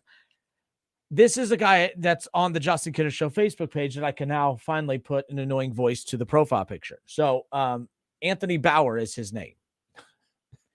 And no, because he continued. What's his social security number? No, he's so cute. Though, he's kissing his girlfriend or whatever. They're adorable. It's so precious. But anyways, Anthony J. Bauer is his name on Facebook. But he goes, put some respect on my name. All right. And Joe Burrow's name. However, I'll give you some credit for changing your tune on the rejoin. Oh, he uses radio lingo. That's cool. Can I get a who day? Who doesn't? You didn't even do it right. Is who day all one word, Kev? It's a dash in there. He didn't even do the dash. Could you put some respect on the who day, Mr. Bauer? My goodness. And so this is what cracks me up. Put some respect on my name and Burrow's name. What are we doing? Why do we go to war for athletes that don't care who we are? Do you think Joe Burrow's sitting in his locker room looking at your profile picture, Mr. AJ, saying, oh man, he's such a loving, caring boyfriend or husband or whatever you are. I mean, my goodness. He don't care about you. Why do you care about him? Why are you fighting for his honor? He don't care. My goodness, you guys are weird, man. You guys are creepy. And then Anthony goes, I'm angry because he called me out on what? In fact, I know what he's thinking he's calling me out on. Yesterday on Facebook, I had a post that said yesterday I was calling out the Browns, by the way. Penalties. It was just embarrassing. The Browns are embarrassing. I was like, both quarterbacks didn't play well, but the difference between the two yesterday is in yesterday's game, one had Jamar Chase, one didn't. And he's calling me out on that. But the way he called me out on it was, one's an MVP candidate. One's been playing great all year. One's been suspended. That has nothing to do with yesterday's game. My take was strictly on yesterday's game. If Deshaun Watson had Jamar Chase, an elite number one wide receiver, they win that football game. That's not a shot. That's just the reality of it. Both quarterbacks played bad. The one that had the better wide receiver won the football game. Of course, other elements like the defense and stuff. But these Bengals fans who are new to the party, who are just going to war for their team, my goodness. Anyways, Randy Scott said, Kenner, you got to say it with the Birdman voice. What's the Birdman voice? Oh, my goodness. What's the Birdman voice? And I'll tell you off air. It'll take too long on air. It's a famous interview on The Breakfast Club. Birdman, do you know who Birdman is? Yeah, was he the pedophile NBA player? No. Oh. All right. Birdman is you know the what I'm talking owner. About, though? Yeah. I'm not wrong in that either. He was, right? I'm not sure about that, but okay. But Birdman, in this sense, he is the owner of Cash Money Records. Cash Money Records, Lil Wayne, Juvenile. Okay, still not ringing a bell. I know who Lil Wayne is. Okay, Lil Wayne. So he was on The Breakfast Club. Good morning. And it was probably like a 3-minute interview. And he said, put some respect on my name. Put some respect on my name. Talking to Yee, Charlemagne, and DJ Envy. So that's what he's referring to. Yeah, I don't think, Oh, AJ, he's like, to put some respect on it. Is that what he's saying? Yeah, put some respect on it. Okay, AJ. Okay. I'll send you the interview. It's 2 minutes. You can watch it during the break. Interesting. Anyway, I'm going to make you cool one way or another. 518-1410. That's my life's goal. One way or another. That's my life's we're off goal. To Run DMC, The Breakfast Club. Good morning. Anyways, where was I going with this? 518-1410. If you want to jump in on the conversation, you could do that by giving the show a call. Or if you have a Facebook page, everyone has Facebook. Give the Jocelyn Kinner Show Facebook page a follow, and you can jump in on the conversation there. So it is what it is. What is this guy saying? Hold on. Let me see this. He goes, Houday, Browns, tuna in a can. All right. His YouTube name is a real one. With the space, AJ. You hear that? He spaced it out. It's not, just whatever. Let's see. What else we got? Damon Hahn. Kev, that's going to take a lifetime making Kenner cool. That is my goal here, man. I'm going to get him up to speed. So is that your New Year's resolution? Yeah, I mean. A year from now, if Kenner's not cool. Well, I mean, he has cap and no cap down, even though cap and no cap is starting to run its course. I have a little notepad on here with notes. Like, all right, cap equals, like, it's just, Who we got, Kev? 518-1410. We got Packers fan Tim line too. Packers fan Tim, how are you, sir? Not bad. Hey, when I called in Friday, I was touting Jalen Hurts and telling you about how, many rushing touchdowns he had. Well, I looked, he had 9. Now he's got 10. That guy is my new MVP. I was also touting Tua. I'm dropping him down after his game. Yeah, you can have a bad game, but you can't have that kind of game. He's had a couple, and I think Tyreek Hill has made, Tua. Tua's not bad, but Tua's not the MVP. Hurts is throwing interceptions to touchdowns interceptions ratio of over 7. Mahomes just threw 3, yesterday. I'm putting Jalen Hurts first with, 20-some touchdowns, only 3 picks. I think he's got 222 or 23. He's got almost 700 yards rushing. Maybe that's going into the game, plus 10 rushing touchdowns. Man, Jalen Hurts, I know he's got a great team. But, I'm putting Hurts 1, and I'm actually going to put big-time Burrow 2. Burrow had 2 passing touchdowns plus that rushing touchdown. He's got 5 rushing touchdowns. I'm nervous about Patrick Mahomes now. Throwing those 3 picks, I know he had that cool no-look, shuffle pass, but I'm not saying that if I was starting a team, I wouldn't start with Patrick Mahomes just because of Aaron Rodgers' age, of course. But, but as far as MVPs, it's Hurst first for me, and then Burrow, and then Mahomes. I think that team is playing great. And also, I want to discuss a little bit why I think Burrow is better than the guy out at San Diego. Justin Herbert. I'm better than the guy at San Diego. Got you, Tim. Yeah. Well, you know what? He throws so many passes, Justin. He's thrown for like 100 more passes than Burrow. You know, he throws 45, 46 passes a game is what his average is. I was looking at that. I'm thinking, hey, man, you're throwing that many passes. Him and Brady are nothing but they're pass. For that many passes, you ought to have a few more touchdowns. And, you know, his interception ratio is not as good as Burrow's. He's not running him in like Burrow is. I don't think passing completion is percentage is the biggest thing, but Burrow beats him there. Burrow's better, at least having a better season than Justin Herbert. And Justin Herbert's got a great offensive line. Sometimes guys have been hurt there, but, man, he's got an all-pro at center. He's got some really good players there. He may not have Burrow's receivers, but he's got he's had a much better Don't say it like line. that. We can't say, oh, he doesn't have Burrow's receivers. Burrow has receivers. Herbert has nothing. Now they've been out all season. And I mean, you look at Aaron Rodgers. Aaron Rodgers has now they've improved as the season's gone on. But I mean, look at the dip in offense just from losing a receiver. So it's saying that he doesn't have, you know. That's true. That's true. But, you know, look at the thing that impressed me is Burrow played not just without his number 2 and number 3, which are great, insanely good number 2s and number 3 receivers. He was without a starting tight end. He was making throws to these tight ends, guys that, you know, that I never even heard of before. He really utilized the tight ends more than one. He had guys I never heard of these guys before, and they're making, you know, he's making good throws. They're making good catches. If that was a bad game for Burrow, man, then I'd say that dude could be the MVP if that's a bad game. So all I'm trying to say is my point is if Burrow had a bad game, then or if Deshaun Watson had a bad game yesterday, like all Bengals fans are saying, and his numbers were better than Burrow's, how did Burrow have a great game and Deshaun Watson didn't? That's what I'm trying to figure out. He threw, well, how many touchdown passes 2 to 1. Watson have? I mean, 2 to 1. What do you mean 2 to 1? Burrow had 2 touchdown passes. I know. Plus Deshaun he had one one. in. He didn't run one in. P. Ryan ran that one in. No. Burrow had a rushing touchdown yesterday. Did he have a rushing touchdown? I don't think he had a rushing touchdown yesterday. I thought he had 2 passing touchdowns and a rushing touchdown. I could be wrong. He had 2 passing touchdowns. He had the flea flicker, the tough one to Jamar Chase, and then P. Ryan, because Clowney, I have no clue.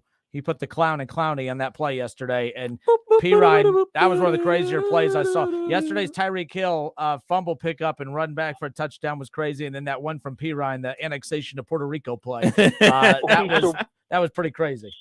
So Burrow did not rush for one? No, look, I don't. By the way, I don't think he had a bad game. I was listening on the radio. I was traveling down to Cincinnati. Actually, I was listening on the radio. I thought Burrow ran one in. I guess not. Maybe it's the week before. But anyways, I put Burrow, you know, number 2 now for MVP. And as far as just overall, if I had to start a team, I would go with Burrow over. And I don't dislike Justin Herbert, but to me, passing yardage, I said before you guys, I mean, I don't care how many yards somebody's throwing for. I'm looking at touchdowns and third down conversions and how many picks you throw and, you know, things like that. Because if you're throwing the ball 46 times a game, we ought to have some yards, you know. So. Nope, I get that. But hey, appreciate the call, Tim. Thank you. Yep, and I'm with Kev. Man, Hurts is he's the MVP at least right now. There's 4 more games to go, but I'm going with Hurts as the MVP. All right, good stuff, Tim. Thank you, man. Appreciate it. Yeah, so. And by the way, just so everyone's clear, Herbert is not anywhere close to the MVP conversation. I think if the Chargers had a couple more wins, but Herbert has a lot working against him. My thing is Herbert continues doing what he's supposed to do. He's thrown for a lot of yards. He's thrown for 21 touchdowns. He's thrown 7 interceptions. Burrow's thrown 9, 27 touchdowns for Burrow, which is second most in the National Football League, behind Patrick Mahomes. Justin Herbert, I will always defend Justin Herbert. I'll always take the guy that does more with less than the guy that does what he's supposed to with more. Joe Burrow with T. Higgins, Tyler Boyd, Jamar Chase, now with this offense, he's supposed to be doing this. That's the thing. Any quarterback, that was Baker Mayfield's biggest thing too. How do you have all these weapons and you can't do anything with them, right? Well, Joe Burrow, you have all these weapons. You're doing what you're supposed to with them. That's like I show up on time to work. My boss doesn't come up to me and say, good job for being on time to work. You're supposed to be on time for work. I don't get praised for things that I'm doing that you're supposed to be doing. And, I know that's how parenting works in today's day. Oh, do you see the way he cleaned his room? You're a good boy. Do people talk to their kids like dogs? I don't know. But point is no, Joe Burrow's doing very, very well. He's playing at an MVP-like level because his team put the weapons around him to be that. That's not been the case for Justin Herbert, who is a coach that is not very good, who has no weapons, not because the team didn't give him weapons. They're all hurt. They're all out. So anyways, I didn't mean to get into the Herbert versus Burrow discussion, but nonetheless, last caller brought it up. So that's where I'm at with that. You know, the craziest thing Herbert about looks this, the part. He looks the real. Oh yeah, I like Justin Herbert. I would expect more out of him for my fantasy football team. I mean, my team is absolutely terrible, but it's all good. The craziest thing for the Cincinnati Bengals for me is they are 9-4, but they are still, quote unquote, only 2-3 in the division. It is amazing. It is amazing. And they sit at the 5 spot, even though they're quote unquote tied with the Baltimore Ravens with 9-4. Baltimore obviously gets the nod over them because they beat them in the head-to-head matchup. But you know, all this is going to play out over the next month of the season, man. They got matchups versus the Baltimore Ravens. They got another one versus them. And they already beat Tennessee. And they already beat the Chiefs. And they got one versus the Bills. So everything is there for the taking for the Cincinnati Bengals to get that number 1 spot. Yep. Richard Boyd says, oh my God, what else is there than winning in sports? Burrow performs with or without the star receivers. Richard Boyd, that is not true. The Bengals win with or without. I gave you guys the stats of Joe Burrow. His stats declined significantly without Jamar Chase. The Bengals won without him. And if we're going to sit there and say, well, winning matters, you know, we weren't sitting there when the Rams, Jared Goff was never in the MVP conversation when he was leading his team to the Super Bowl. Jimmy Garoppolo was never in the MVP conversation when he was leading the Niners to the Super Bowl. Winning is all that matters, yes, but winning matters in the MVP conversation, but there's other things that matter as well. And I don't know what you're getting your panties in a wad for, because Joe Burrow is in the MVP conversation. What are we doing here? It's like they want me to say, he's the best. He's the freaking best. He is the best quarterback in the net. Shove it. Stop it. They went out, by the way, and he beats Josh Allen, who beat Patrick Mahomes after he already beat Patrick Mahomes. And if he beats the Ravens and all that, they win the AFC North, they get the 1 seed. He probably is going to come away with the MVP, Kev. There's a good chance he'll at least be right there, and he's already right there. But what he is doing is not as impressive as what Jalen Hurts is doing in Philadelphia. Even though I don't have Jalen Hurts as high as everyone else, I get everyone's point about Jalen Hurts. I'm fine with it. No one's bad-mouthing Joe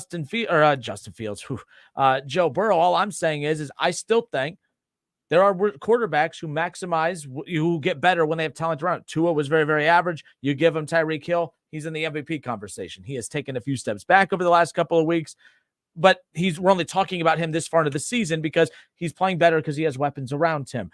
Joe Burrow plays better when you give him Jamar. They won 4 games without Jamar Chase. He had T. Higgins and stuff. You give him Jamar Chase, they're in a Super Bowl. You take Jamar Chase away, the Bengals still won football games. Defense, run game appeared. Joe Burrow threw for 260 yards a game. That's not MVP level. Stop it. But he's my number 2 on my MVP list. You guys are making me talk bad about him all while telling you he's number 2 on my list. What's wrong with you guys? I know, look, Bengals fans didn't start following football until a year ago, so I get it. Y'all are new to the sport and everything. That's why I'm trying to educate you. How about you? Am I educating you at all? No, because me and you are teaching in class. It's welcome to school. I do want to make an adjustment to my MVP. I want to put up your guy. Deshaun Watson is MVP? No. Maybe next year. Your favorite Buckeye, Nick Bosa. Got to put him up there as well. They're causing havoc out there in the NFC. He's the leader of that defense out there. I'm not even sure how many sacks they're the only team that hasn't given up 1,000 yards rushing yet? That's insane. I didn't mean to interrupt you, but I mean, you're right. I mean, he's the catalyst for that out there, and their middle linebacker, his name is drawing a blank on me right now. But I mean, if this was vice versa, if this was like a new offensive explosion going on with name a random team, that offensive coordinator would be saying, oh my gosh, he's the new hot topic. He's going to be the next coach of Team X out there. What DeMeco Ryans is doing with that San Francisco 49ers defense is next level, because they really don't have good corners, but they're getting a ton of pressure with Nick Bosa out there. So I want to put Nick Bosa in my top 5 MVP votes. So I got Nick Bosa, Joe Burrow, Tyreek Hill, Patrick Mahomes, Jalen Hurts. And so you put Tyreek Hill in there, yes, who's had a big impact on his team.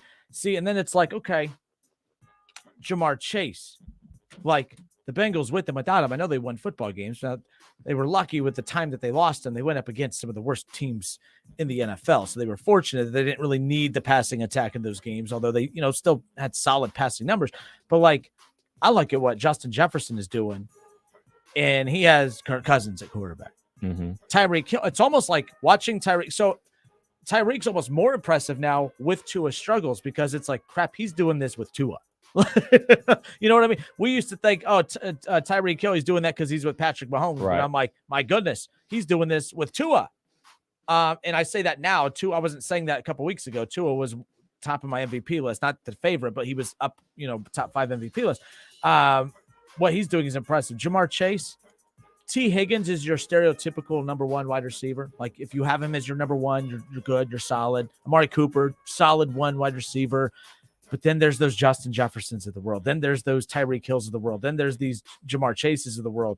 Like, these dudes, especially if we're going to be paying them like this, like, they have to start being mentioned as MVP candidates. A.J. Brown, another example right there. Jalen Hurts, by the way, was like the ultimate game manager last year. It was painful to watch the Eagles in the playoffs. It was painful to watch him play quarterback. Do you just think he went from average to MVP caliber in one offseason because he worked out a lot in the offseason?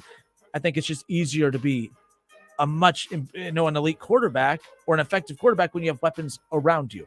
That's why I give credit to guys like Tyreek Hill, AJ. And by the way, AJ Brown, a better wide receiver than I thought, because I was just always punishing him for playing with Ryan Tannehill. But I should have been saying he's doing that with Ryan Tannehill. So that's kind of where we're at. That's why I look at Patrick Mahomes, who doesn't have elite weapons outside of Travis Kelce. That's not a small elite weapon, by the way. Let's not act like that's not a big deal. But, we thought his numbers would dip once he lost Tyreek Hill and all the elite weapons run. No, they're better. Like, that's what's crazy about him. Now, the 3 picks yesterday, Denver's a good defense, but you shouldn't throw 3 picks. The crazy thing about Patrick Mahomes, his interceptions have dropped without Tyreek Hill. So you don't get those scrambled, I'm going to just throw it up there. Hopefully Tyreek runs under it type of plays. Now you resorted back to that last night with 3 interceptions, but his interceptions have definitely dipped. Patrick Mahomes, I'm talking about. But yeah, I'm one of those people that kind of look at what MVP actually stands for, most valuable player, and that's why I put a lot of onus on what Tyreek Hill is doing. Like, he saved Tua's career. Tua's going to get an additional contract because he showed up, and like, I think that's what people talk about, like when they talk about like, oh, Tua versus this player or that player. Like, well, it's happening because of Tyreek Hill. So be it. Like, that's how it goes. Like, you get a good player, you get that player the ball, and they make plays, and you get paid. Both of them are going to get paid. So that's why I definitely got Tyreek Hill in my top 3, because he's saving a career. They're going to make the playoffs. They didn't make the playoffs last year. They were thinking about moving on from Tua until they got Tom Brady and all that stuff was being brought up. Yeah, so he's got to be up there. He's got to be up there in the top 3 for me. So on YouTube, I don't know why, Joe Forte or Joe 40, whatever his name is, he says, what is one dude? My goodness, Joe, come on now. Like, what is one dude? Is that Joe bro hater? You need a little salt or some wine, buddy, maybe some cheese. Joseph, I'm curious. What have I said? I don't know what that means. Yeah, maybe Joe, you know what that means, which is still scary. But I don't need some cheese with this. Who's whining? I'm not whining. Joe Burrow's number 2 on my MVP list. Can you explain to me, Joseph, why you're being such a damn crybaby? I think it's you that needs the wine and the cheese and all that. But he goes on to say, Joe Burrow came to the worst team in the NFL and took them to the playoffs. Justin Herbert had a way better supporting cast. What are you talking about, dude? To start, yeah. And by the way, you didn't come to the Bengals and take them to the playoffs. You came to the Bengals and won 4 games. And you weren't winning games with you. Joe Burrow played enough into his rookie season, Kev, for us to have an evaluation of whether or not they were going to be a playoff team. They weren't. They were bad with Joe Burrow his rookie year, which that's not an indictment on him. Most teams are, Kev. Right. Like, Trevor Lawrence can go on to be one of the top quarterbacks in the league, and we're not going to hold his rookie year against him. Like, that's the dumbest thing, Joseph, that I've ever read in my life. Stop being a white. This is what I'm talking about. This is why I lose my temper and start acting like a psycho. And by the way, Justin Herbert, second in the league in passing yards and all that stuff. He's thrown for 3,700 yards. Kev, his leading receiver is Joshua Palmer. who the hell's Joshua Palmer? I mean, what are you talking about? So, I mean, to be clear here, Joe Burrow loses Jamar Chase for a 4-game span. T. Higgins has 861 yards to lead the way there. Like, what are we doing? Like, you have T. Higgins with 861 yards to lead the way. Jamar Chase, it's insane to me. He has 821. You have 2 1,000-yard wide receivers, and Tyler Boyd's going to probably, just like last year, come up maybe like 100 or 200 yards short, depending on how long Tyler Boyd's out for the rest of the way. So stop with this. Dislocated finger, right? Yeah. He'll be back. They said he's not going. And by the way, good news, Bengals fans, I did see it, and I like Hendrickson. Hendrickson is not going on the IR. That it's not as bad as what they had thought. So he's not going on the IR. He goes on the IR, you're out for what, like 4 weeks? 4 weeks, yeah. So that would or be is it 3? Rest of the season. But either way, he's not going on there. They're going to reevaluate week to week. That's big, as far as that's concerned. So, anyways, all right. Damon Hahn. Palmer is a decent 2 on most teams. Okay, if you say so. Point is, his best receiver is Palmer, and you're talking about T. Higgins and Jamar Chase and Tyler Boyd, and like we could stop. All right, it's the Justin Kinner Show with Kev Nash right here on 1410 ESPN Radio, 518-1410, 518-1410. That's the number to call and jump in on the conversation, or I can continue reading Crybaby Bengals fans' comments in the chat section over here. Still aren't happy with me. Number 2 on my MVP list, and I'm still the devil. You guys are unreal. You guys are adorable. We'll be right back. Ho, ho, ho.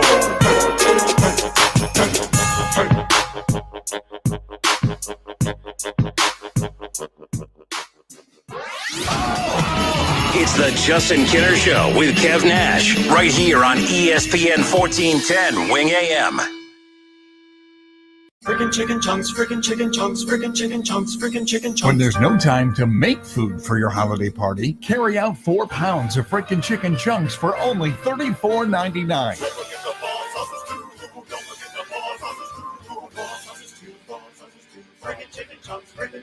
Give the gift that always fits a $25 Frickers gift card and get 5 frickin' bonus bucks free. Let them get what they really want.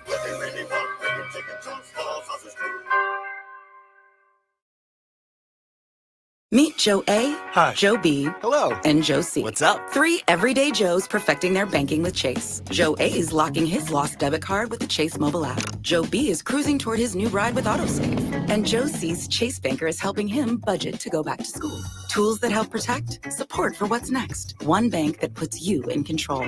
Visit chase.com/checking. Chase, make more of what's yours. Chase mobile app is available for select mobile devices. Messaging and data rates may apply. JP Morgan Chase Bank, N.A. member FDIC.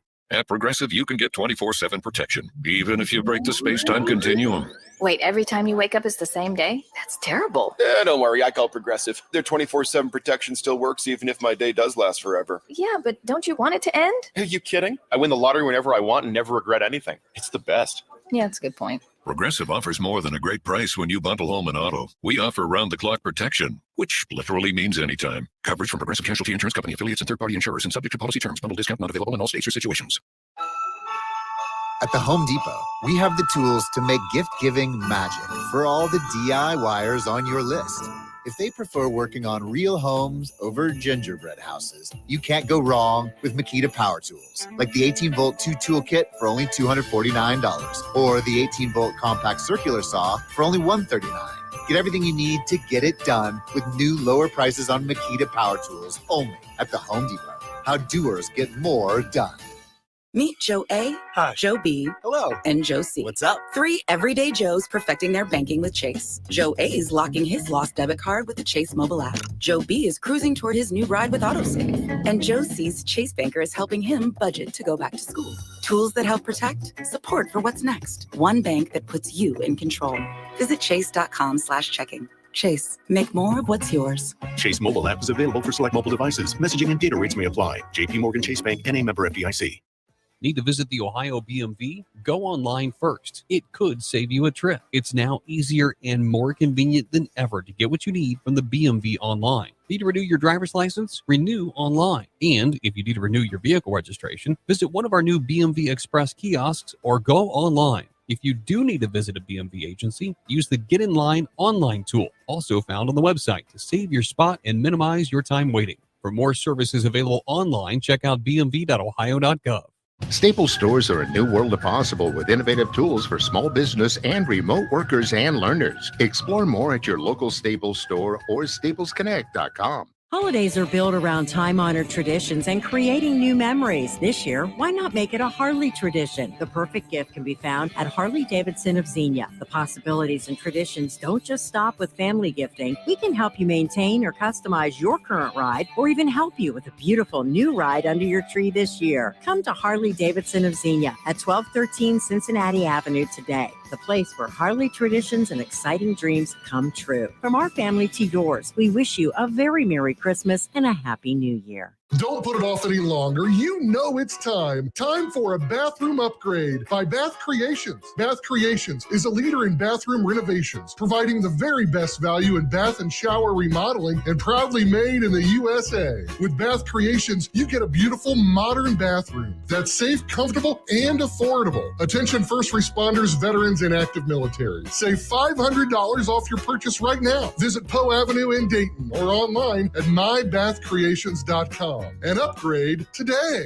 Open wide. Let me see that smile. There's a back-to-school braces boom at Doc Kelly's office. Can you hold on for a sec? Can someone bring me more brackets? She needs to realign her staffing plan with more registered dental assistants. Can you reorder the rubber bands in red? Indeed can help her hire great people fast. I need Indeed.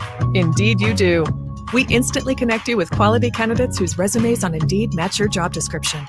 Visit Indeed.com/credit and get $75 towards your first sponsored job. Terms and conditions apply.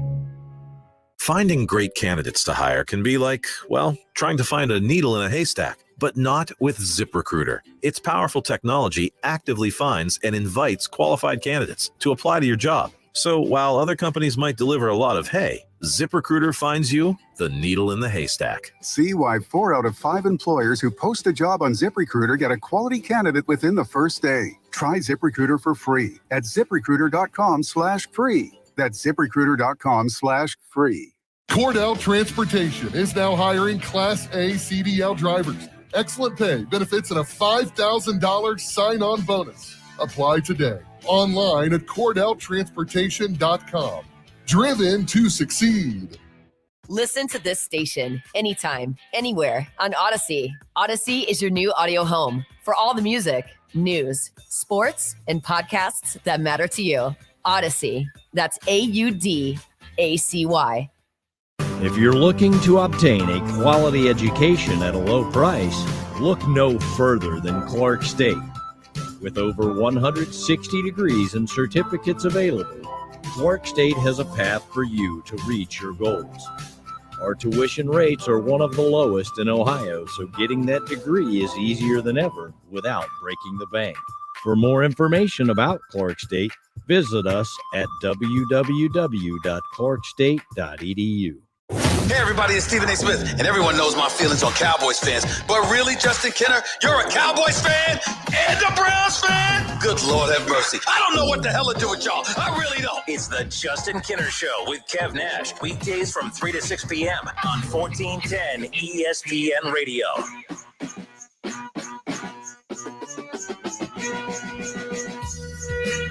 Justin Kenner, Kev Nash, back with you here on Dayton's ESPN radio station, 1410 Wing AM.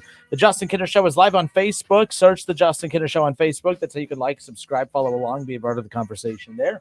Or you could be a part of a couple of, like a couple of my friends, Mr. Joe Forte on YouTube. And AJ. Oh, Adge.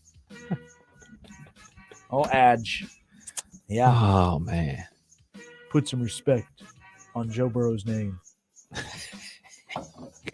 You mean the guy I have number 2 on my MVP list? That guy? Man, if that's disrespect, what's respect? No respect. For $1 American. Damn it, Kev. Name the Big 12 school that Tariq Hill played football for. The Big 12? Yeah. Oklahoma State. Look at you. Look at you. That's 1 for 30. Oh, you know. I'll cash app you. I thought that's nope. Yeah, 1 for 30. Wow. How'd you remember that? I remember Tyreek Hill. Okay. In college. I mean, I've always been a fan of Tyreek Hill. And then whenever he went to Kansas City, then watching him and Patrick Mahomes. I thought Patrick Mahomes would dip off a little. My goodness, especially we got Scantling and Juju Smith-Schuster. Choo-choo.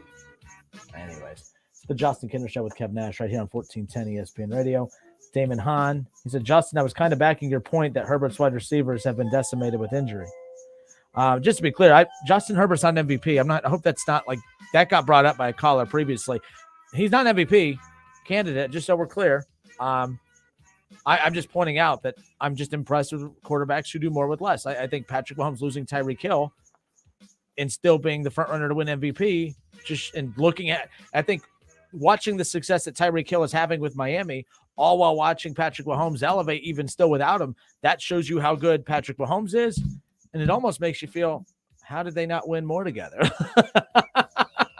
Like, that's kind of where I'm at. And then you watch Jalen Hurts, who was average, if I'm being nice, last year, to an MVP candidate once you give him A.J. Brown and they got some other weapons. Let's be clear. Wide receivers that got healthy, obviously, with that. Let's be clear and fair. And a lot of weapons on defense. The bottom line is I think we do hype up quarterbacks a little too much.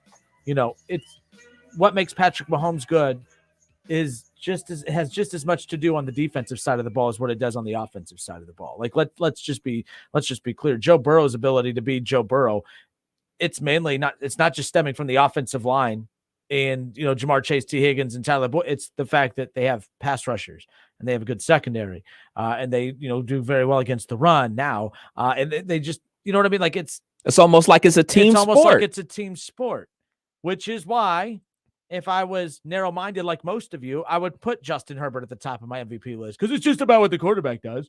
No, the team has not. I mean, imagine if Justin Herbert, that's the scary thing. If Justin Herbert actually had wide receivers all year, if he had a defense, if he had a coach that. There you go. That's the real problem. That's the thing. Like that Sean Payton thing, pay attention to that. Because Sean Payton gets Justin Herbert, look out. No one's going to be talking about Joe Burrow.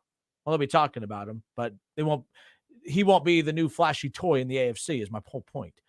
Justin Herbert is doing amazing things with less. Patrick Mahomes has less than Joe Burrow and is still maximizing his talent. So that's what I get impressed with more than quarterbacks who get that weapons and they do their job. They maximize it, Kev, but that's all where I'm at with that. Not trying to stir the pot, if you will, but hey, if we're here and we're stirring, there you go. 518-1410, if you want to jump in the conversation. Some guy says Cowboys just signed T.Y. Hilton instead of OBJ. I saw that. Sounds like a Ravens move. I saw that a little bit ago and on Twitter or Facebook, and I didn't trust the site that I saw it on. So that's legitimate then. That is interesting. This is the thing about the Dallas Cowboys with this whole thing about OBJ. And Jerry Jones got dragged through the mud for this OBJ thing of going public with the concerns. Look, he's in the right to not want to sign. And by the way, this isn't because of my anti-OBJ stance on everything. OBJ, take the name away. If it's any star wide receiver that has had the multiple surgeries that he did and then comes in for a workout and has not had a dominant season in quite some time. He had a dominant 4-game stretch in the playoffs, which, by the way, that's the stage that matters most. I get that. But OBJ has not been OBJ for quite some time. OBJ wants to be treated as OBJ and get a multi-year deal, which, by the way, I don't blame him for wanting to get a multi-year deal done. It doesn't mean that you're going to. Jerry Jones was not wrong for not wanting to marry him long-term. Talking about OBJ, of course. I have no problem with the Cowboys not being willing to make that move for OBJ. I don't think that that's going to be a move that makes them better. It's not just about right now, but it's about in the future. So I saw on Twitter the other day, or I think it was on Facebook. No, it was on Twitter and Facebook. So I shared it on both. OBJ, this was his quote that really just kind of drove me crazy, Kevin. Your thoughts on this? So Odell Beckham Jr., he feels that he's confused as to why teams haven't signed him, even if he can't play to the playoffs. He goes, I'm not saying I couldn't step in and play regular season, but I don't see the point. OBJ says, I really don't. I'd rather just play when the pressure's on. OBJ on his desire to join a team in the playoff run. Well, I mean, that's why I tweeted out, I'm not saying I couldn't help you guys with the final project, with the group project, but I don't see the point. I really don't. I'd rather just show up for the final presentation to get my A after you guys do all the hard work. Give me a break. I thought that I don't think he meant it. It came across dumber than what I know what he's saying. I think what he's saying is, hey, you guys could still sign me. I mean, I'm not going to rush back in the final month of the regular season, but I'll be golden by the playoffs. I know what he's saying. It just comes across really dumb because, hey, I don't see the point in playing in the regular season. I'm glad one of us knows what he's saying because I don't. Yeah, I'm hoping that he's not this silly. Like, I'd like to think that he's not that dumb about how this works, but then again, I'm just some talking head boob in some random city named Dayton, Ohio, and he's Odell Beckham Jr. So there's that. I don't know, but your thoughts? I don't. T.Y. Hilton, by the way, I don't know how much better that makes the Cowboys. They're putting up a lot of points somehow. I don't know. I don't know. I wouldn't have did that either. I don't know what OBJ is talking about. Like, you sign contract, you play football. Like, you don't get to pick and choose when you show up. This isn't like, even like guys that signed the back half of the NBA season, they come in, get a couple warm-up games, even though they're on like a quote-unquote pitch count, they still come in the back half of the regular season before the playoffs start. Like, they want to see you get out there, want to see you run some routes. Like, and this isn't even like, back in the day where you had two teams with bye weeks. Like, you about to sign to a team with a bye week, and then you get 2 weeks to get adjusted and everything like that. No, man, you're got to come in here and we got to get some type of rapport. So you got to get in there and make some plays, and we got to look at you on the field and look what you can do, look and see what you can and cannot do anymore. So I don't see any problem with any ownership group saying, hey, man, we're expecting X, Y, and Z before we're able to sign you to a contract. Maybe he's hoping somebody will get desperate enough. And I think he will get a contract at some point, but you got to be ready to play right now. No, if you're signing a player right now in December, right, you're signing him to help you get better right now, heading into the playoffs. Plus, the reports came back that his knee's not healing the way it should. What team in their right mind, even if the Cowboys, who have the kind of FU money to go and just, let's just take a shot, whatever, doesn't hurt. But he wants a multi-year deal. You think he's gonna sign? Not with the Cowboys. Oh, no. Anybody. He would have to lower his expectations. He thinks he has leverage, and I'm like, dude, you have no leverage, none. Absolutely none. If he would have, like, the second he got to LA and was averaging like 70, 80 yards a game and just look at that OB, like, I know everyone's like, oh, see, he proved it was all Cleveland. I don't think he proved that. I think he proved that he played a role in it too. It's not like he was elite when he got to the Rams. He had an elite game against the Bengals going. He probably, Kev, if he stays healthy that game, he's probably the Super Bowl MVP. That's where he was trending. That's how hot of a start he had to that game. But he has to honestly, he has no leverage here. It's not like he got to LA and all of a sudden was averaging 70, 80 yards, touchdown and a half a game. No, he was averaging like 20-something yards a game, 30-something yards a game. It was 3 yards a game when he got to LA. In the playoffs, it expanded to about 45, 46 yards a game. He had big games down the stretch, but you got to prove longevity that you could beat for a full season. He hasn't proven that. He has no leverage in this situation. I don't think it's anything to do with his productivity. I think it just has everything to do with his injury. Like, we got to see. And I don't think anybody signs him this season. I think he'll sign with a team next season, going into next season. I don't think he's on a roster for the playoffs because, I mean, look who he's been flirting with. He's flirted with the Green Bay Packers, flirted with the Cowboys, flirted with his old team, the Giants, flirted with the Rams. Like, he's just flirting with everybody, just, seeing what's out there. I mean, the reports that he was in Cincinnati earlier, like back in August and stuff like that. So he's flirted with a number of teams out there. Nobody's been willing to put the NFL's version of Charlie Sheen. He hasn't been able to get a contract put in his face for him to sign. So I don't think any team out there is going to sign him because at this point, teams are starting to realize, like, all right, this is going to be our team going into the playoffs, barring a major injury, knock on wood, to a elite receiver out there. I don't think he signs with anybody. Like who? I just don't see anybody that's going to be willing to do that. So, and yeah, I don't think he gets signed. And if he does get signed, I don't think anywhere he goes, that's it. That makes them the Super Bowl favorites. Right, because he wants to go to a team where he can win a Super Bowl too. Which don't we all? Don't all players want that? Yeah, I mean, like, he can because he's a free agent, so he can be willing to take less money to go to a quote unquote sure thing, or which is perceived to be a sure thing. But I don't think those teams are in that position to say, like, all right, we're gonna do that. Like, we'll do this exercise probably tomorrow about who's really a Super Bowl caliber winning team. I don't think any of those teams are going to be willing to give him a contract. 518-1410, 518-1410. Interesting. Yeah, it'll be interesting to see that. So, by the way, the T.Y. Hilton thing, I don't see that being a big deal. Ravens move. I'm with you. Like, you should have just brought Des Bryant back at this point. Right. All right, 518-1410. Who we got, Kev? Bob, like one. Bob. Is it Bob in Riverside? Is it that Bob? Oh, Bob. Bob A. Oh. Who's up next? Jacob, line 2. What up, Jacob? How are you, sir? Good. How are you fellas doing? Chilling. Not too bad. What you up to? What you got for us? So I'm just sitting here thinking more about that MVP conversation. I'm thinking, I understand Patrick Mahomes. He brings so much to the team. Why aren't we not talking about Geno Smith from my Seahawks? Or we could even talk about Tyreek Hill, how he has just elevated the Dolphins to a whole nother level. I mean, I don't think that one player has made a quarterback look so good since Stephon Diggs went to Buffalo and just made Josh Allen look like he's an MVP candidate every year, except for this year with his poor decision making. I mean, I think those two guys at least deserve to be in somewhat of the conversation. I don't even care if Joe Burrow's in the conversation because, I mean, he is what he is. He's a great quarterback. He's an MVP quarterback. I think he's still got 2-3 more years on that. But Tyreek Hill, he's added to the team immediately. Game 1, game 2, game 3, the dude just goes off every game that he can possibly be a part of. Geno Smith, day 1, he comes on in, and the Seahawks look like a completely different team. They look like they basically picked up where Russ left off, but he's doing it with MVP numbers that Russ could not do. Yeah, for me, I don't know if you just tuned into the show, but my top 5 MVPs candidates are Nick Bosa, Joe Burrow, Tyreek Hill, Patrick Mahomes, Jalen Hurts. I definitely have Tyreek Hill up there. I stated that he basically saved Tua's career. They were thinking about moving on from Tua. They were trying to get Tom Brady to come to town. They were thinking about drafting a rookie quarterback this upcoming season. So he's not only saved Tua's career, but they're going to make the playoffs this year largely because Tyreek Hill showed up and started making plays. I mean, he had a 50-yard fumble recovery for a touchdown yesterday. So he's definitely in my MVP vote.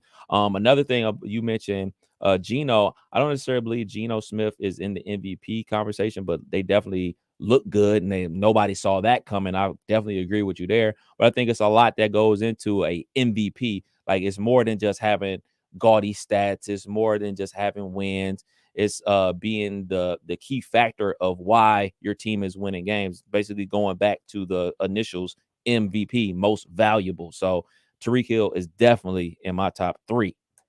So, what's fun about Geno Smith, I mean, Joe Burrow only has 200 more yards passing on the season than Geno does. He only has 2 more passing touchdowns than Geno does.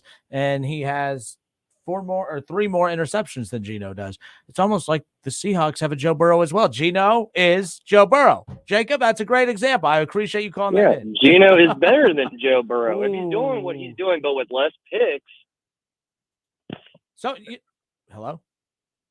You okay? I mean, I just think that, Geno is just better. Did you just drop your phone, pick it up, and just pick up where you left off? Hey, Jacob, did you just drop your phone and just pick it up and pick up where you left off? Yeah, I did. That was excellent, dude. That was smooth, honestly. No, look. Hey, you got to do what you got to do. Geno is not having, I actually didn't realize his numbers were this good, to be honest. I think you're making very good arguments. I'm going to have a little trolling fun with this and the Burrow thing because, the stats are pretty much identical. It is kind of funny. Joe Burrow and Geno Smith are pretty much identical stat-wise. But why? But it is an impact. You're watching the games and stuff, too. Now, Geno, by the way, the Seahawks are supposed to be playing for draft picks right now.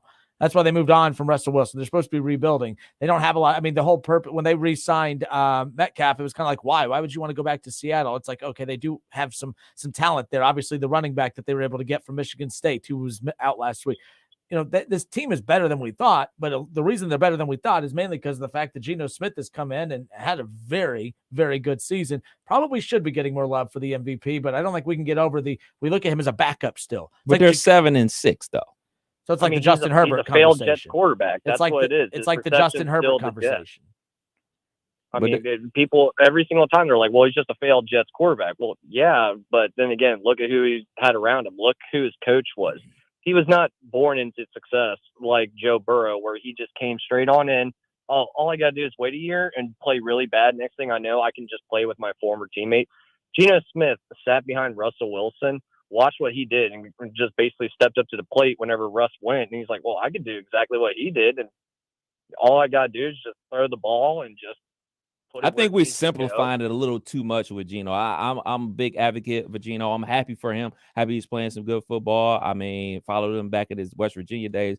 But him being a quarterback of the team of the Seattle Seahawks, they're not even in the playoffs right now. If the playoffs started off today, they wouldn't make it. So I think that's they were yesterday. I mean, it's just one bad loss to Carolina.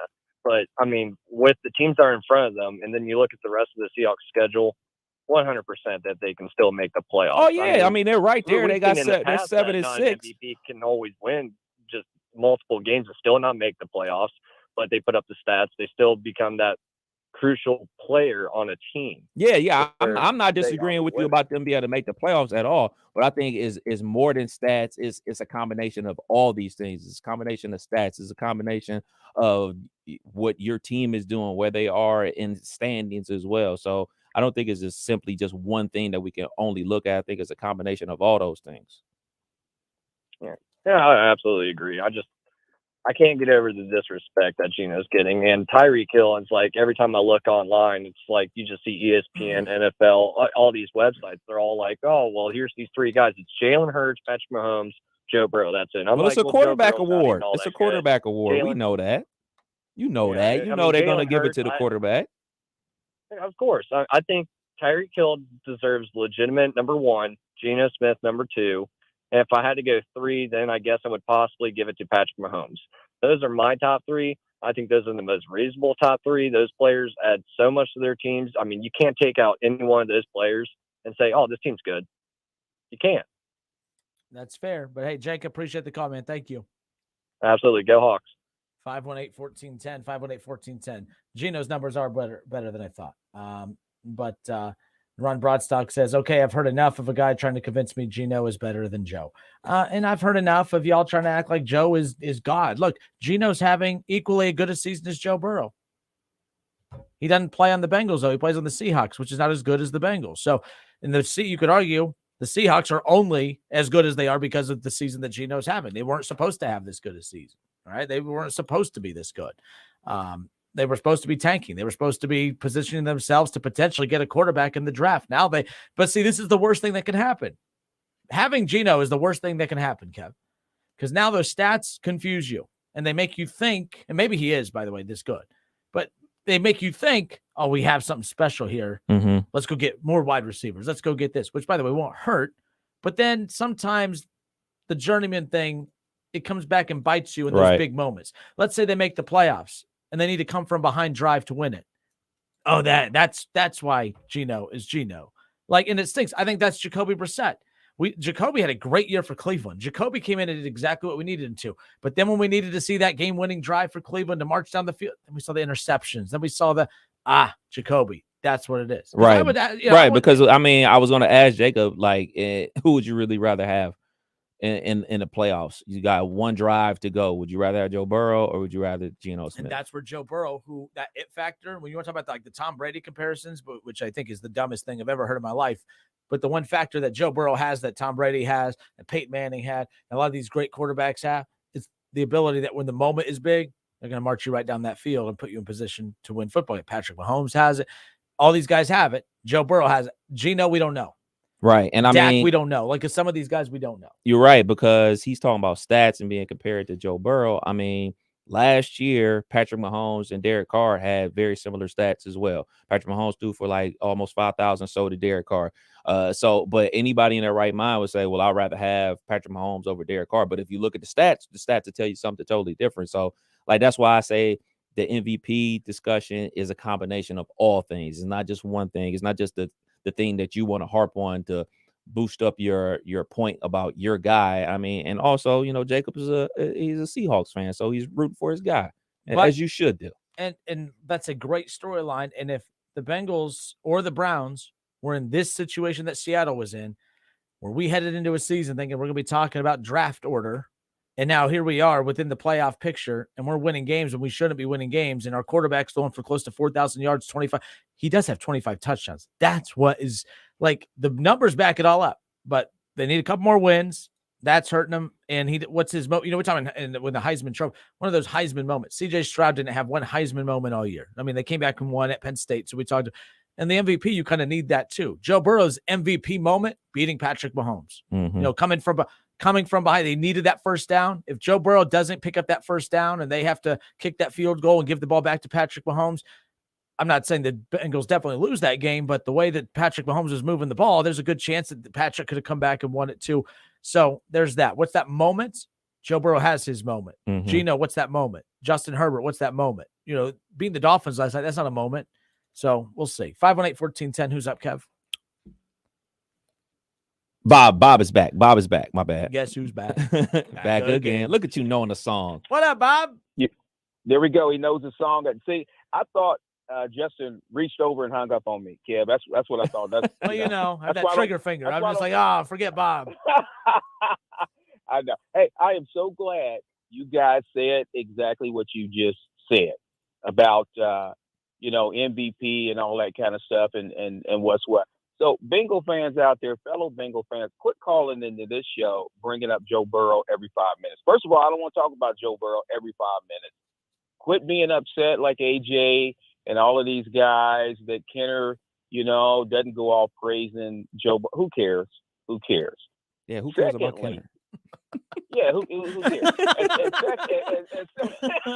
And secondly, when you guys were talking about stats, personally, I don't care about stats. Like Kenner mentioned, it's do you do it in the clutch? When it needs to happen, that's what it's all about.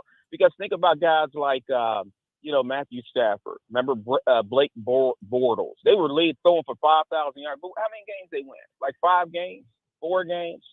That's the only question sometimes I have about Deshaun Watson. Only from the standpoint he's very talented. Because fantasy football wise, I always had him on my team. He was one of the first guys that I would always pick up. But Deshaun, like the year he threw for 48, 100 yards and all that. But they won like 4 games. They were behind 20-0 in the first half all the time. He had to throw all the time. So when do you do it? It's more important to me.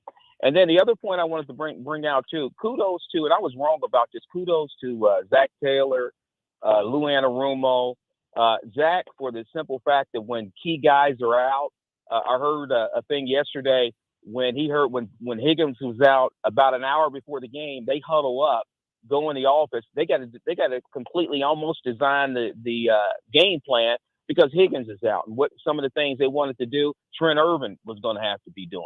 So that's coaching, when you can do that.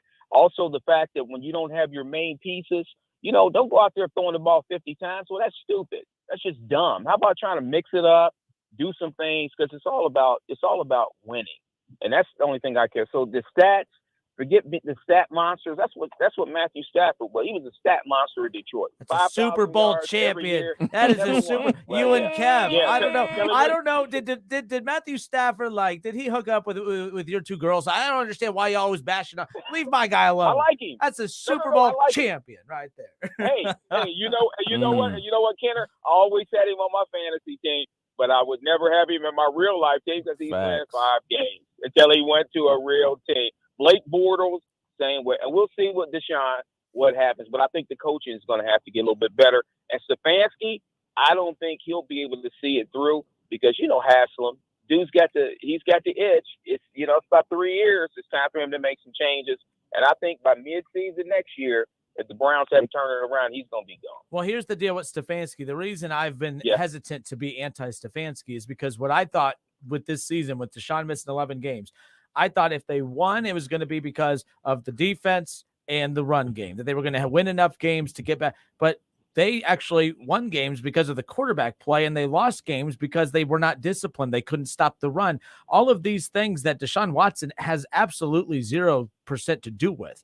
And that's why I'm like, so those issues are going to follow them into next season. The lack of this whole thing of continuity and keeping the defensive coordinator and all this stuff. I'm like, no, this is the problem. Like, we're allowing, mediocrity. We're allowing mistakes to happen. I can't stand that. When we see the Bengals struggle, they don't struggle long. They fix the mistakes that they make. The Browns are still making the same mistakes in week 14 that I was watching them make in weeks 1 and 2 and 3 and 4.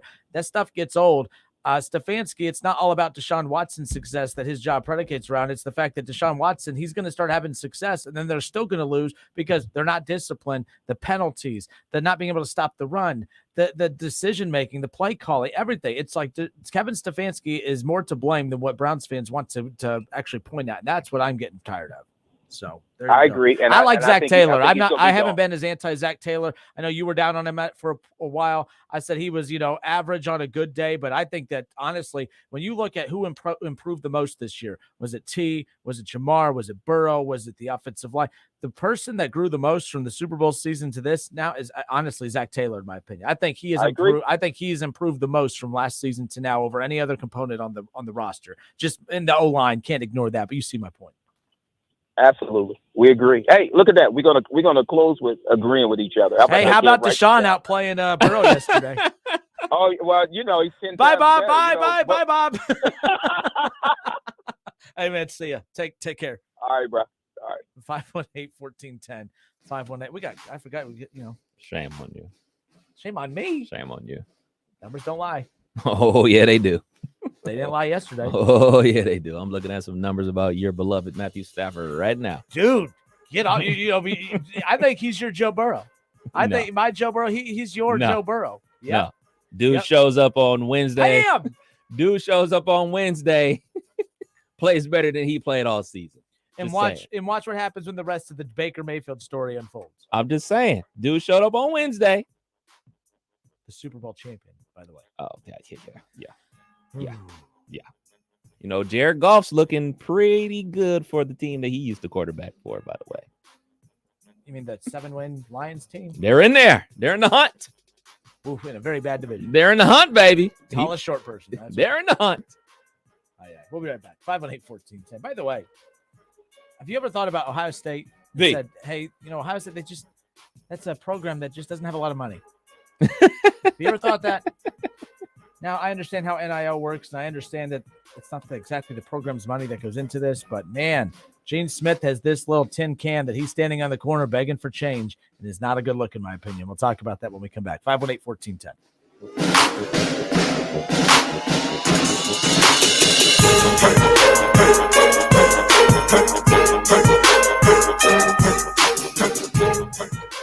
Merry Christmas. It's the Justin Kinner Show with Kev Nash, right here on ESPN 1410 Wing AM. ESPN 1410 Wing AM weather. The mid-afternoon and early evening will be partly cloudy, a high near 43. Tonight's going to be mostly cloudy, a low near 28. And tomorrow will be partly cloudy, a high near 45. I'm Pete Spivak for 1410 ESPN Radio. At Walgreens, they know the magic of the holidays comes from you. So dash in to get what you need to deck your halls, surprise your loved ones, or entertain your guests. Because when you're ready to spread the holiday cheer, it's not magic, it's Walgreens. Houday Nation, Betfred has come all the way from England to the great state of Ohio with over 50 years of sports betting experience. No emperors, no movie stars, just a sportsbook you can trust. The Betfred Sportsbook app will be available on January 1st, 2023. Until then, download the Bengals app or go to betfredsports.com and have a chance to win Bengals tickets and exclusive merchandise. Official sports betting partner of the Cincinnati Bengals. Must be 21 plus. Gambling problem? Call 1-800-589-9966. I wanted to know why some people who get COVID-19 get it so bad. I found out it may be because they have a high risk factor, such as heart disease, diabetes, being overweight, smoking, and asthma. Even if symptoms feel mild, these factors can increase your risk of COVID-19 turning severe. So if you're at high risk and test positive, there are things you can do, like asking your healthcare provider if an authorized oral treatment is right for you. Learn about an option at treatcovid19.com. This message is sponsored by Pfizer. O'Reilly. See the road ahead more clearly with Sylvania bulbs and O'Reilly Auto Parts. Right now, purchase select Sylvania bulbs and get up to a $20 gift card after mail-in rebate, plus 2 times old rewards points. Replace your bulbs today and see better tonight. Let the professional parts people help you find the bulbs you need. Visit O'Reilly Auto Parts or O'ReillyAuto.com. O'Reilly Auto Parts.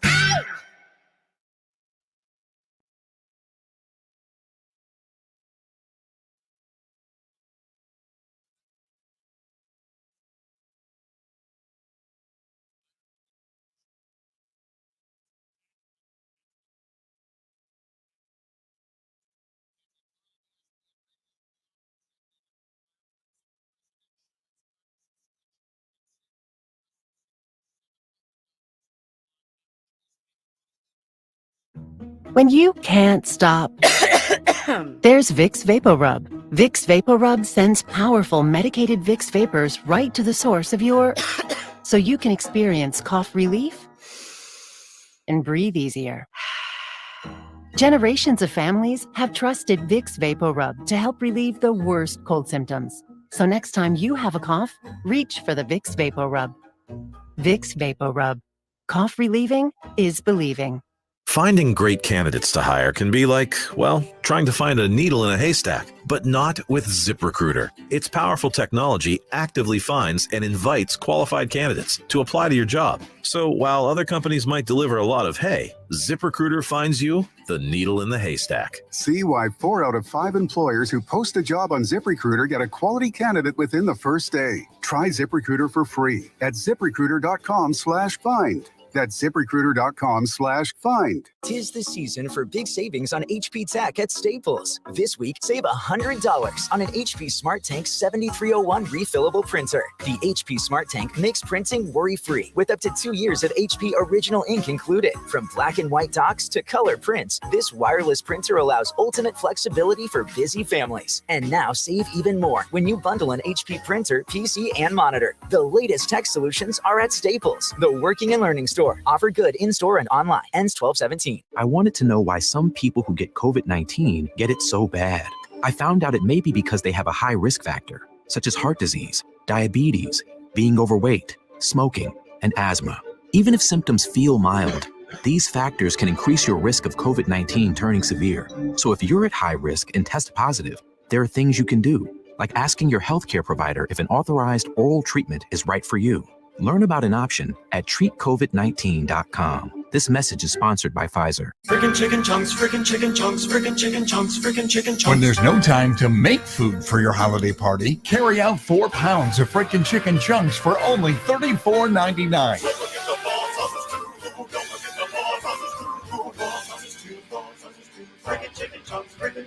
Give the gift that always fits. A $25 Frickers gift card and get 5 frickin' bonus bucks free. Let them get what they really want.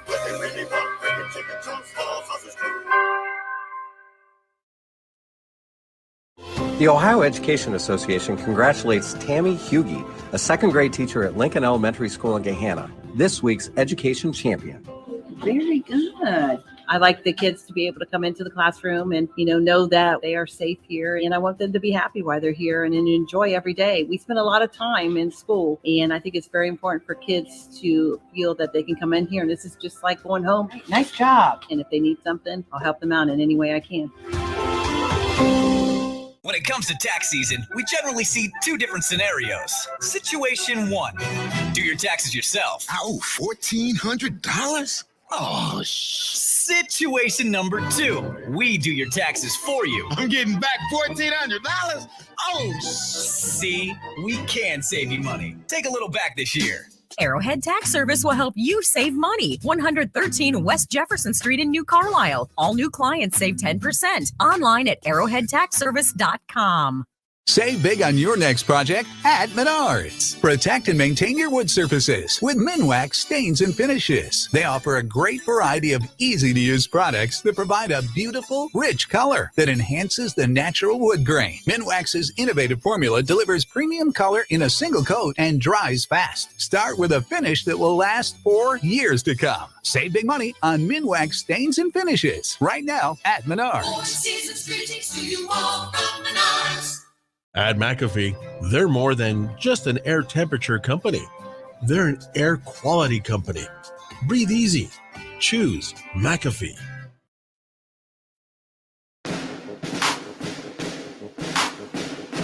Justin Kinner, Kev Nash, back with you here on 1410 ESPN Radio.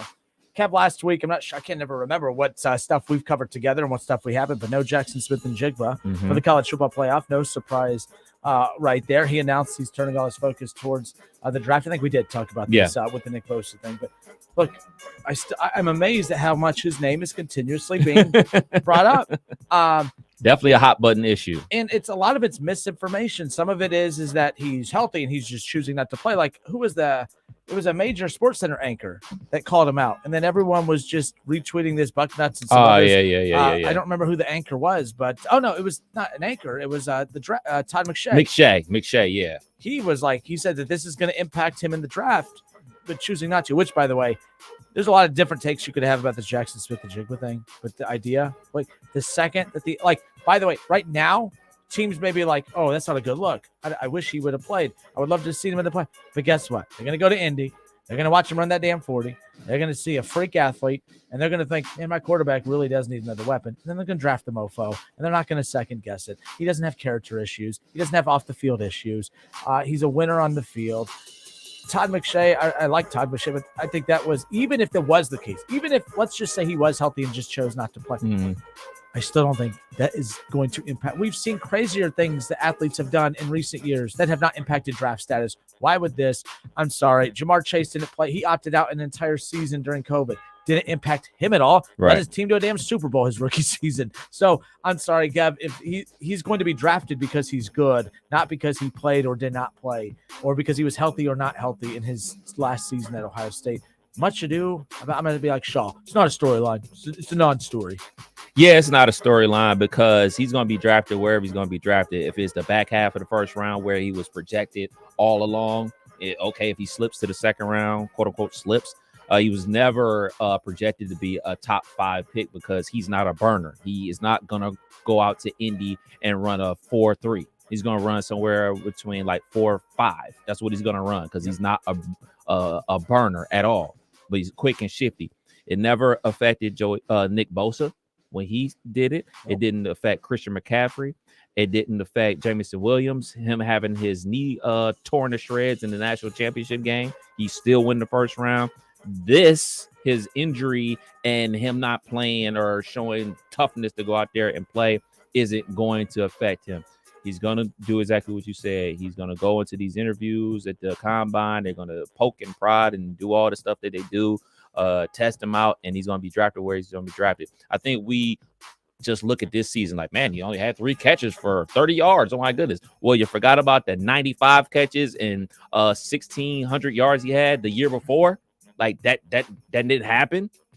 So he's an elite wide receiver. He's going to go either in the first or back half of the first round or early second round, exactly where he was going to go the whole time. He's not going to slip down to the 5th round, dude. It's not going to happen. The Justin Kinder Show with Kevin Nash right here on 1410 ESPN Radio. Ron Howard says there's reports that Caleb Williams are coming back. Look out. I don't think those are reports. He has to come back. He's a sophomore.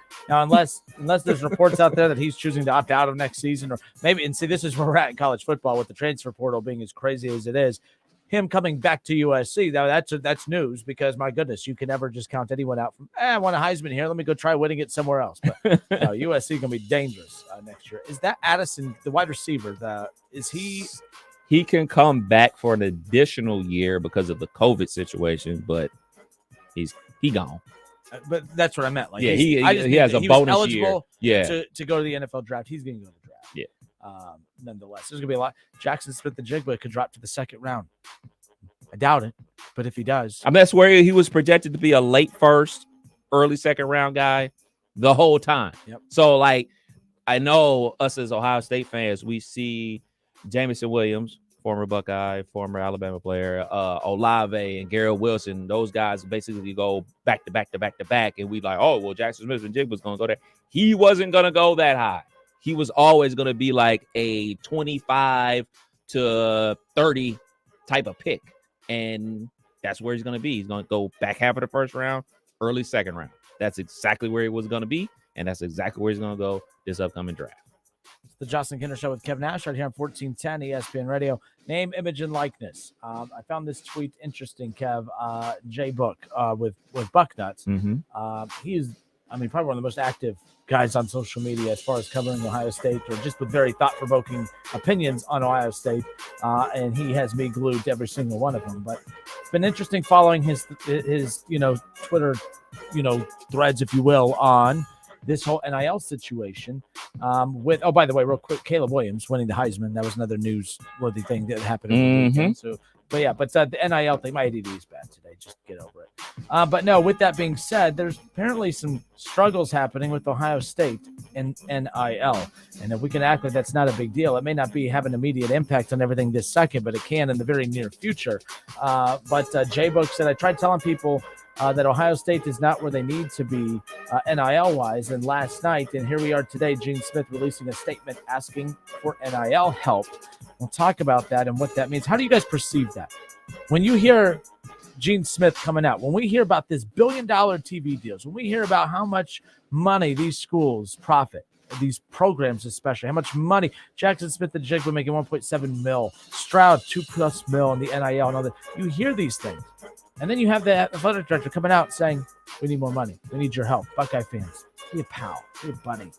You bleed scarlet and gray. How about you bleed some green for us, huh?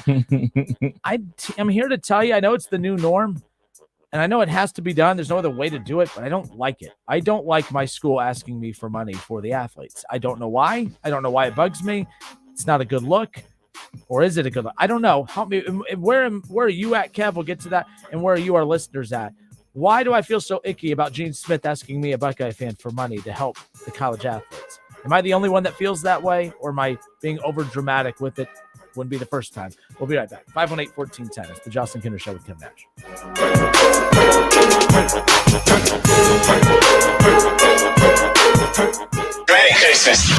It's the Justin Kinder Show with Kev Nash, right here on ESPN 1410 Wing AM. You don't have to go through yet another year with that knee pain or back pain. People with chronic joint pain are getting real lasting relief from QC Kinetics. Hey, it's Keith Byers. QC Kinetics is the nation's leader in advanced regenerative medicine. Their unique protocols use healing agents from your own body to target aching joints, repairing and restoring damaged tissue. Got shoulder pain, excruciating hip pain? If you have any arthritis pain or lingering pain from an injury, don't let them operate on you or give you more steroids, and say no to the pain pills. Call QC Kinetics and see if their life-changing, all-natural treatments can get you living your best life in the new year. I'm telling you, people are raving about these treatments. This is the future of joint pain management, and appointments are available as soon as the next week. Make 2023 the year you say goodbye to joint pain. Call QC Kinetics for a free consultation, 937-936-0325. That's 937-936-0325.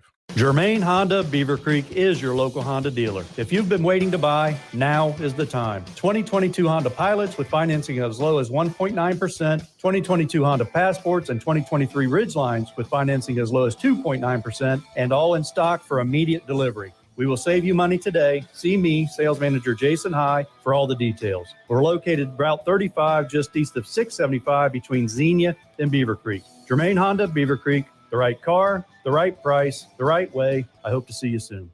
Buckeye football season is back. That means tailgating and parties for the big game. You need the Lee's famous recipe Buckeye Bucket. It comes with 25 pieces of the delicious jumbo breast strips for only $44.99. Of course, you can add a few of their famous country side items, buttermilk biscuits, gallons of fresh brewed Lee's iced tea, or lemonade. You have the perfect recipe for a tailgate or watch party. Cheer on the Buckeyes this weekend with a Buckeye Bucket. Order today. Hi, I'm Danica Patrick and proud aunt. Watching my nieces grow, play, and learn is amazing. But not every child gets to be carefree. 1 in 6 kids in the U.S. are hungry. 1 in 6. That little girl sitting alone at the playground, she can't play like the other kids.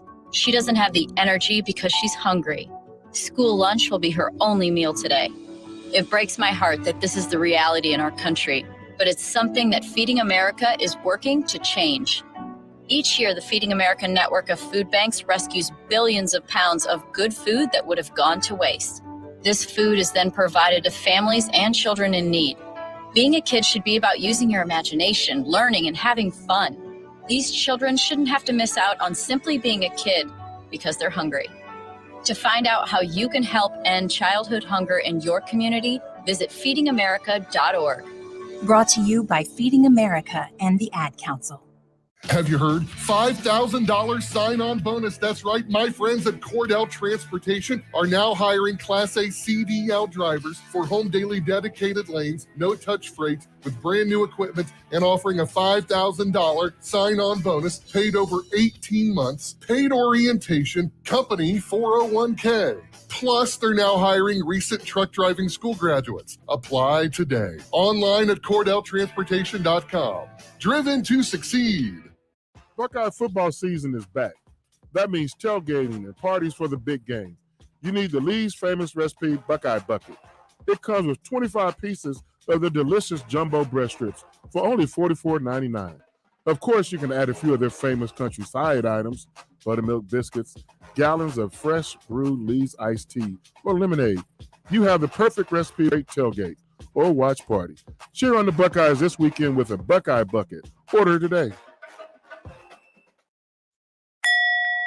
Do you or any of your family members, neighbors, or friends own a property that you just want to be done with it? If so, call TurboTrack Realty today for an all-cash offer at 614-470-2000, 614-470-2000. Would it be convenient for you to take what you wanted and leave the rest behind? Great, I'll buy it. Call 614-470-2000. That's 614-470-2000.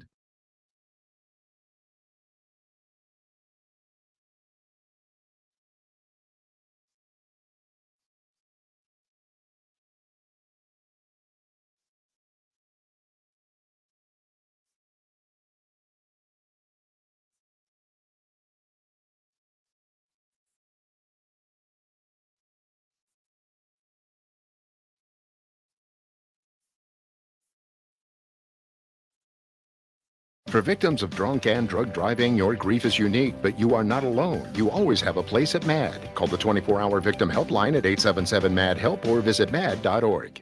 Weather is brought to you by Cullet Propane. 98% of their customers recommend Cullet. If you wouldn't recommend your current supplier, check them out at culletpropane.com. Ohio sports fans, I got some great news for you. Starting on January 1st, DraftKings Sportsbook will be live in our state. And to celebrate, all new customers will receive $200 in free bets when you sign up today using code WING1410. Plus, 5 lucky customers will win a $100,000 free bet. Download the DraftKings Sportsbook app now and sign up with code WING1410 to get $200 in free bets to use once mobile sports betting hits Ohio. Plus, 5 customers will win a $100,000 free bet only at DraftKings Sportsbook with code WING1410. Gambling problem? Call 1-800-589-9966. 21 and up. Physically present in Ohio. Eligibility restrictions apply. See terms at DraftKings.com/sportsbook. Subject to regularity licensing requirements. 1 per new customer. $200 issued as $825 free bets. No purchase necessary for sweepstakes. Void where prohibited. Ends first day DraftKings is allowed to operate in Ohio. See terms and official rules at DKNG.co/OH. Freaking chicken chunks, freaking chicken chunks, freaking chicken chunks, freaking chicken chunks. When there's no time to make food for your holiday party, carry out 4 pounds of freaking chicken chunks for only $34.99.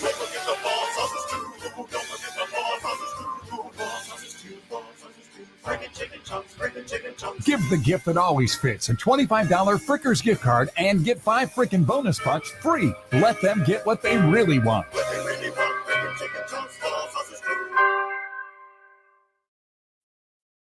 If you need new roofing, siding, or gutters, skylights, or patio enclosures, if you're a homeowner or business and need someone you can trust, don't take a chance. Enhance with Lance. Lance Roofing and Siding in Fairborn has been satisfying customers since 1993 and hold an A+ rating with the Better Business Bureau. Lance Roofing and Siding, 8460 Dayton Springfield Road in Fairborn. Call for a free estimate at 864-2722. That's 864-2722 or online at lanceroofing.com. Hi, this is Eddie Sorrell, Body Shop Manager at Germain Honda of Beaver Creek. Our technicians have over 125 years of total experience. That means we can repair your vehicle correctly and efficiently. So when you need a dependable body shop, we're here. And we repair all makes and models with new state-of-the-art equipment to get you back on the road quickly. Plus, we offer loaner cars during service and free estimates. Stop by and see us. Germain Honda of Beaver Creek, State Route 35, just east of 675 between Xenia and Beaver Creek. 'Tis the season for big savings on HP Tech at Staples. This week, save $100 on an HP Smart Tank 7301 refillable printer. The HP Smart Tank makes printing worry-free with up to 2 years of HP original ink included. From black and white docs to color prints, this wireless printer allows ultimate flexibility for busy families. And now save even more when you bundle an HP printer, PC, and monitor. The latest tech solutions are at Staples, the working and learning store. Offer good in-store and online. Ends 12/17. I wanted to know why some people who get COVID-19 get it so bad. I found out it may be because they have a high risk factor, such as heart disease, diabetes, being overweight, smoking, and asthma. Even if symptoms feel mild, these factors can increase your risk of COVID-19 turning severe. So if you're at high risk and test positive, there are things you can do, like asking your healthcare provider if an authorized oral treatment is right for you. Learn about an option at treatcovid19.com. This message is sponsored by Pfizer. You have empty office space to fill or home office to create. You know what you need. You know what you'd like. But you also have a pretty good idea after you've shopped around the usual places what you need and what you like might not happen. Well, then you haven't been to Charles Larrick's Warehouse Outlet. Nobody has their selection. Nobody has their discounts. And every week, there's something new. If you need office furniture, Larrick's Warehouse Outlet can sell it to you for half the price and below manufacturer's selected prices. Half price and below on hundreds of items. Selection from budget to the best. Really, desks from $50 to $5,000. Filing cabinets from $25 to $500. Before you go anywhere else, do yourself a favor and come to Larrick's Warehouse Outlet. With 25,000 square feet of selection, you're not going to go anywhere else. Larrick's Warehouse Outlet at 23 McOil Avenue, Dayton. Open Monday through Friday, 9 to 6. Larrick's, continuing the tradition.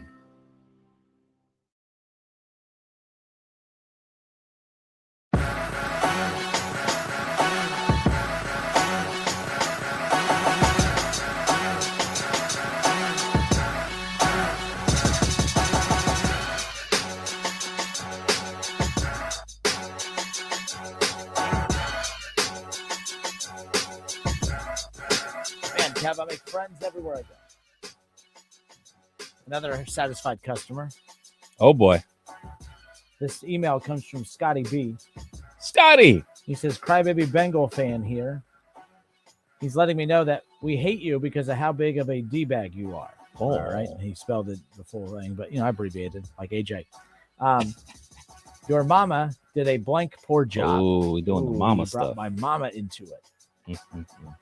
Never heard anybody on radio try to downgrade a player like Joe Burrow the way you do. 100% effort to belittle anything he achieves. Grade schoolish. All right. He wants to know who my boss is. I'll forward you to my boss, man. I have no problem with that.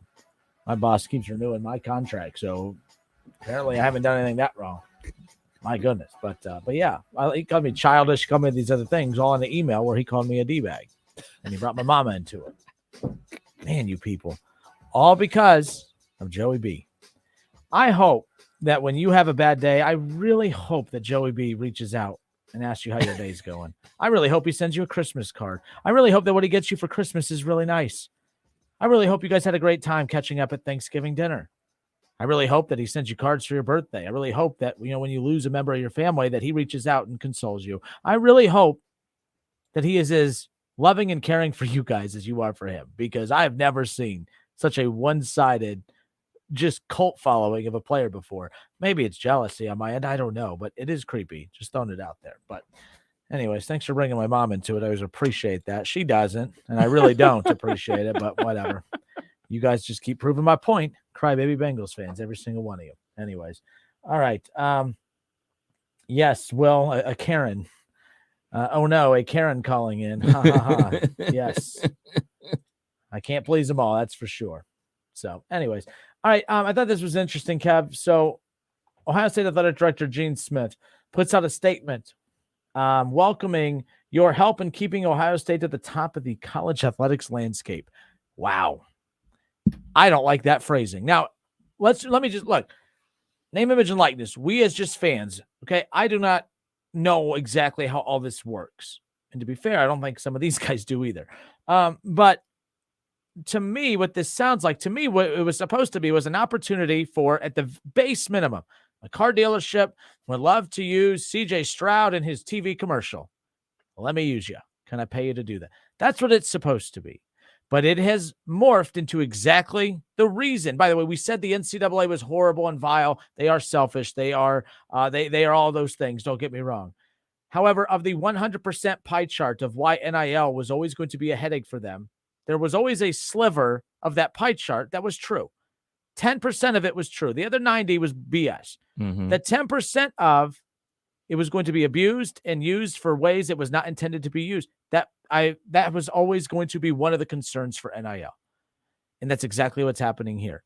Name, image, and likeness was supposed to be opportunities for for local businesses to be able to have these local athletes endorse their products based off their name, their image, and their likeness. These athletes were supposed to have a chance to make money off their name, image, and likeness the way the same schools are. Schools are plastering their faces all over the little signs all around campuses and TV commercials and come here because, look, CJ Stroud comes here.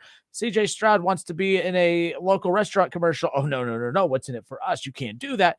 This has morphed into Gene Smith with a little cup just shaking it with coins in it on the street corner, begging the likes of me, Justin Kinner, to, as it is put in his statement, it is Justin Kinner's responsibility to keep Ohio State at the top of the college athletics landscape. Folks, this is not what NIL was supposed to be, and I'm not comfortable with it. I know that it is what it is now, that there are these things like this collective is now going to start, or maybe is kicking the tires on potentially doing where me as a Buckeye fan, you could pay $10 a month to go to this collective, and think about how many Buckeye fans there are out there. If we're dumb enough to agree to $10 a month, $120 a year, whatever the math is, fine. I'm not judging you for doing it, but I think it's creepy. I don't like it because all we do is, did you see the Big Ten? The $1 billion TV contract is signed. Look how much Ohio State gets of that.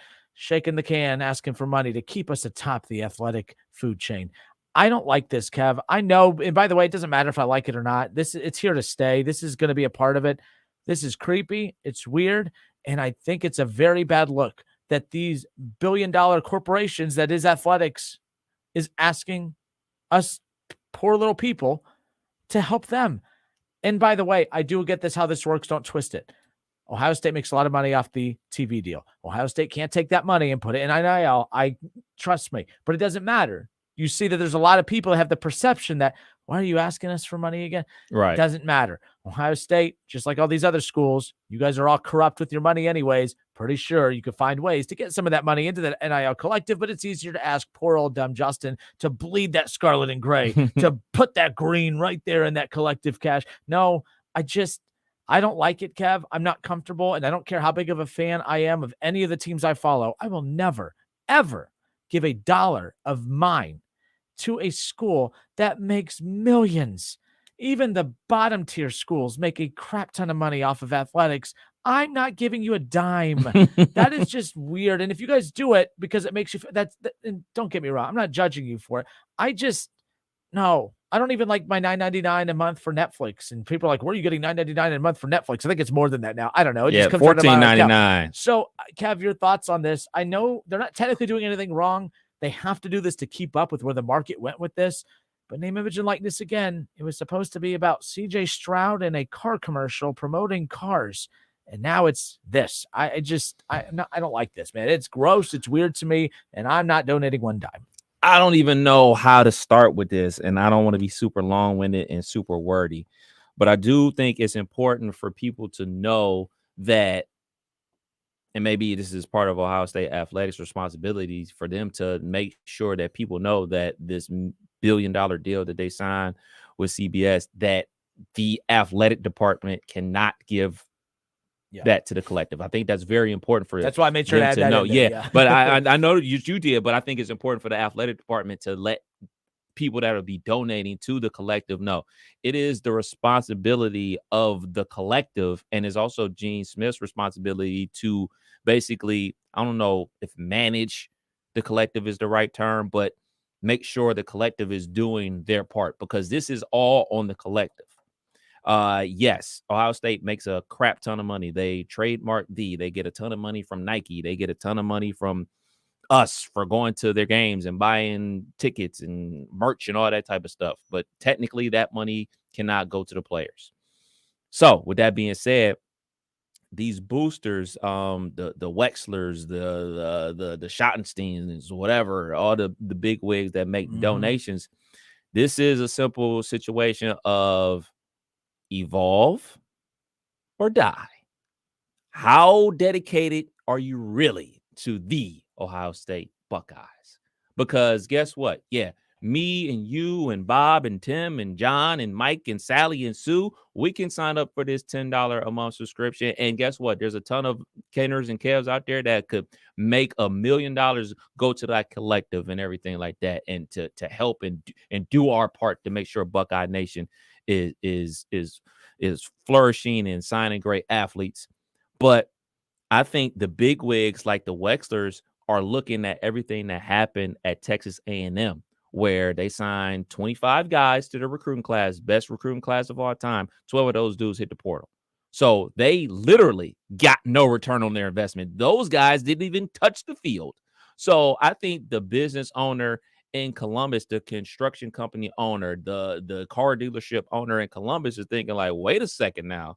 This ain't oil money that I'm dealing with. Like, I'm dealing with, hey, man, I got to really work for my money as opposed to just letting the money come in. This ain't cryptocurrency. This ain't the tech world that we're dealing with in Columbus, Ohio. These are hardworking folks that really got to earn a buck, and you're expecting them to keep over coughing up a buck in order for people to come in. It's a very touchy situation. But my solution to this, and you know we like to talk about solutions, is, okay, these schools need to go to the NCAA and demand guidelines. Like, hey, man, you guys put this in. Fine. That's great. I'm happy for the guys. But we need some guidelines here. We need not only guidelines, but we need you to enforce those said guidelines. And as a conference, how about y'all go and say, hey, we want to split some of this money with our student athletes to say, like, all right, now you sign a letter of intent to come to Ohio State.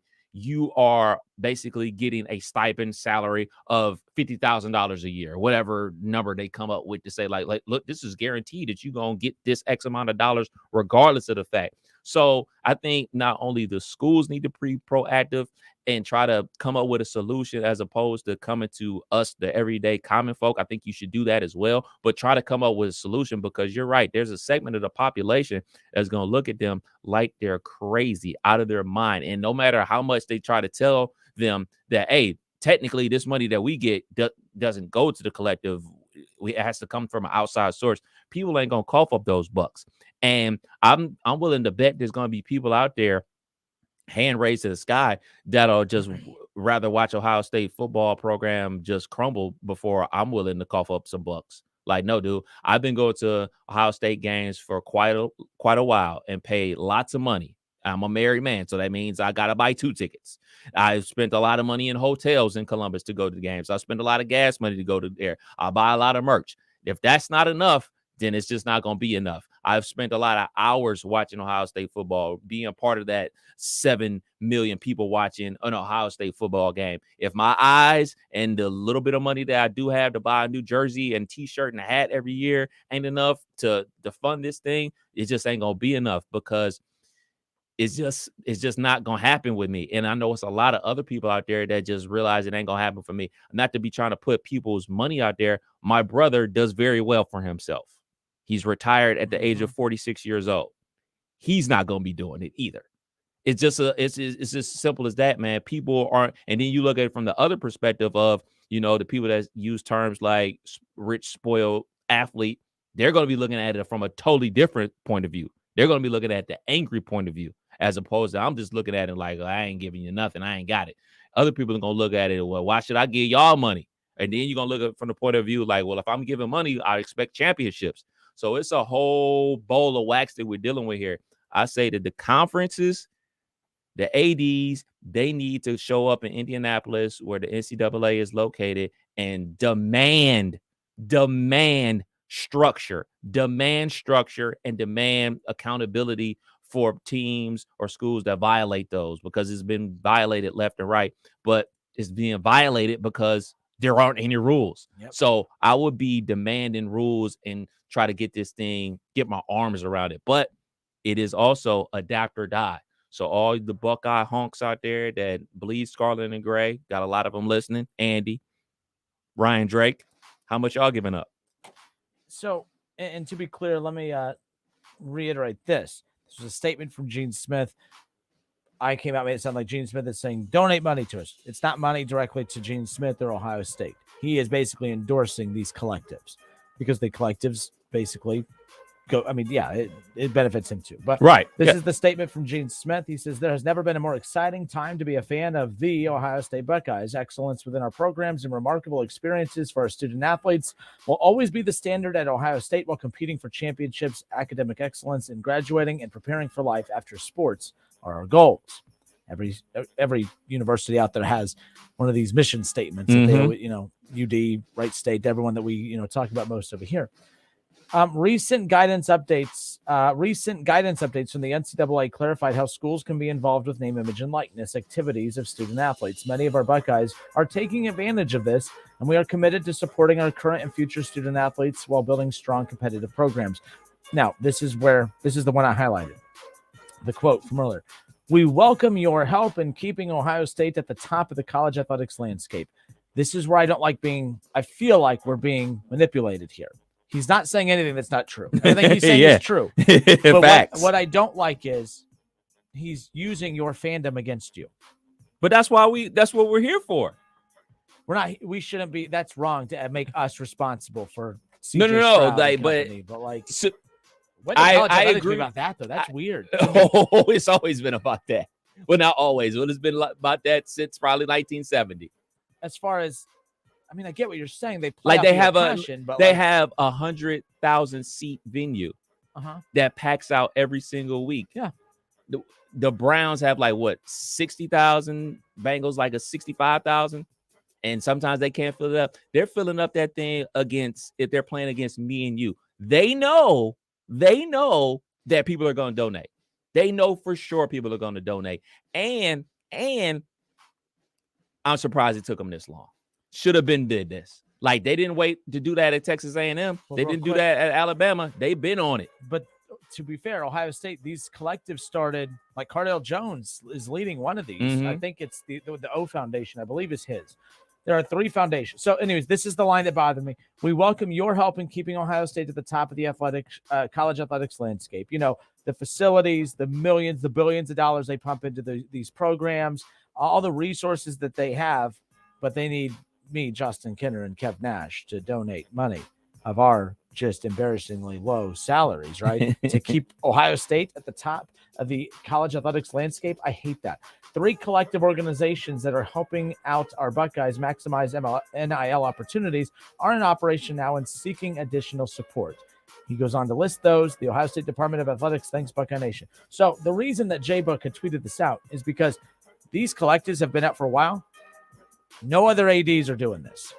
Gene Smith is. So one of 2 things could be true.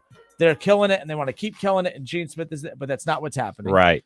These collectives are not turning over hand over fist right now. They're not producing the money that Ryan Day, who very methodically released in the offseason or in the preseason, $13 million a year, they're not coming close to that. So when we get to the point where, remember how angry, and by the way, they're going to play on your emotions. It's like Sundays. They're going to play on your emotions. What? How'd you feel in that Michigan loss? You want that to happen again? You want a new linebacker? Yeah. If you want to prevent that from happening again, call 1-800. Keep us afloat. QR codes at the shoe. Yeah. Like, I'm sorry. I think it's creepy. It is. But unfortunately, this is the price of doing business now. Like, if you're looking at teams like, I don't know, Ole Miss, and they are bringing in more money to their NIL collective than Ohio State, that's a problem. Mm-hmm. So people ain't going to start donating at a high clip until National Signing Day comes around and, I don't know, a big-time 5-star player flips to a different program and Ohio State drops from the top 5 to a 15 recruiting class. That's when people will be like, wait a minute, what's going on here? And then that's when people will get their stuff, quote unquote, together and try to figure this thing out. But until then, I think people are just going to sit on their hands, expect, the Wexlers or the automatic boosters that have been donated for years to, hey, man, y'all funded. I'll continue to watch. Go Bucks. That's how I'll root on my team. But I don't think people can deal with losing here in Ohio. I really don't. And they'll use that, not against us, theoretically, yes, but they'll use that in their messaging. Gene Smith already did it to keep us atop the athletic mountain, whatever. I got out of the page, my fault, but you know what I'm talking about. Like, we'll see what happens. When I read it, but we knew it was heading this way. All right, we'll close out the show on the other side. A Centerville Wright State grad was just traded to the Atlanta Braves. He's one of the top catchers in Major League Baseball. Kev's Guardians were rumored to be looking at this potential catcher. They missed out on him. I know. We'll talk about this name. I'm a big fan of his. Played at Wright State. We'll talk about it to close out the show next.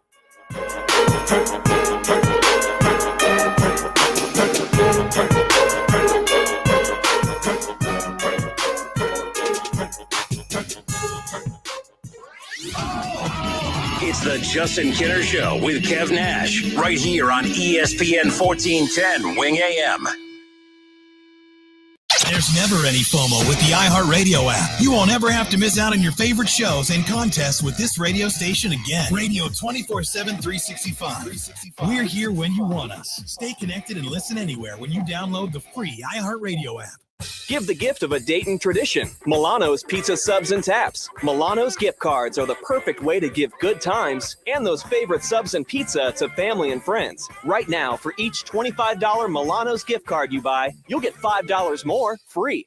Creative Foam is opening an office in Vandalia, Ohio, and is hiring. On-site interviews Monday through Friday at 3337 North Dixie Drive in Dayton, or apply online at creativefoam.com. Mode X Tequila Bistro, not your typical Mexican restaurant. Experience a sophisticated twist on the Tequila Bistro style of informal eating and drinking. Authentic Mexican food using quality ingredients from fresh pressed tortillas to house-made sauce and premium margaritas. Visit us for happy hour and enjoy our full-service bar. Televisions to view your favorite sporting event. Mode X Tequila Bistro in the Green for the best cuisine straight from the oven. Mode X Tequila Bistro for a fun, casual, and late-night dining experience. People here are raving about QC Kinetics and how regenerative medicine has changed their life. People like Helen, an avid mountain climber who got sidelined when an accident left her knees in constant pain. I was not able to train or do really anything on my knee. Helen was told surgery would be her only option. But then she found QC Kinetics and was treated with natural biologics designed to repair and restore tissue in her knees. 3 months later, she was climbing the highest mountain in North America. I got a very quick resolution to my pain. I began treatment in March, and I summited Denali June the 7th. It was super successful, and I recommend everyone seek out QC Kinetics as an alternative.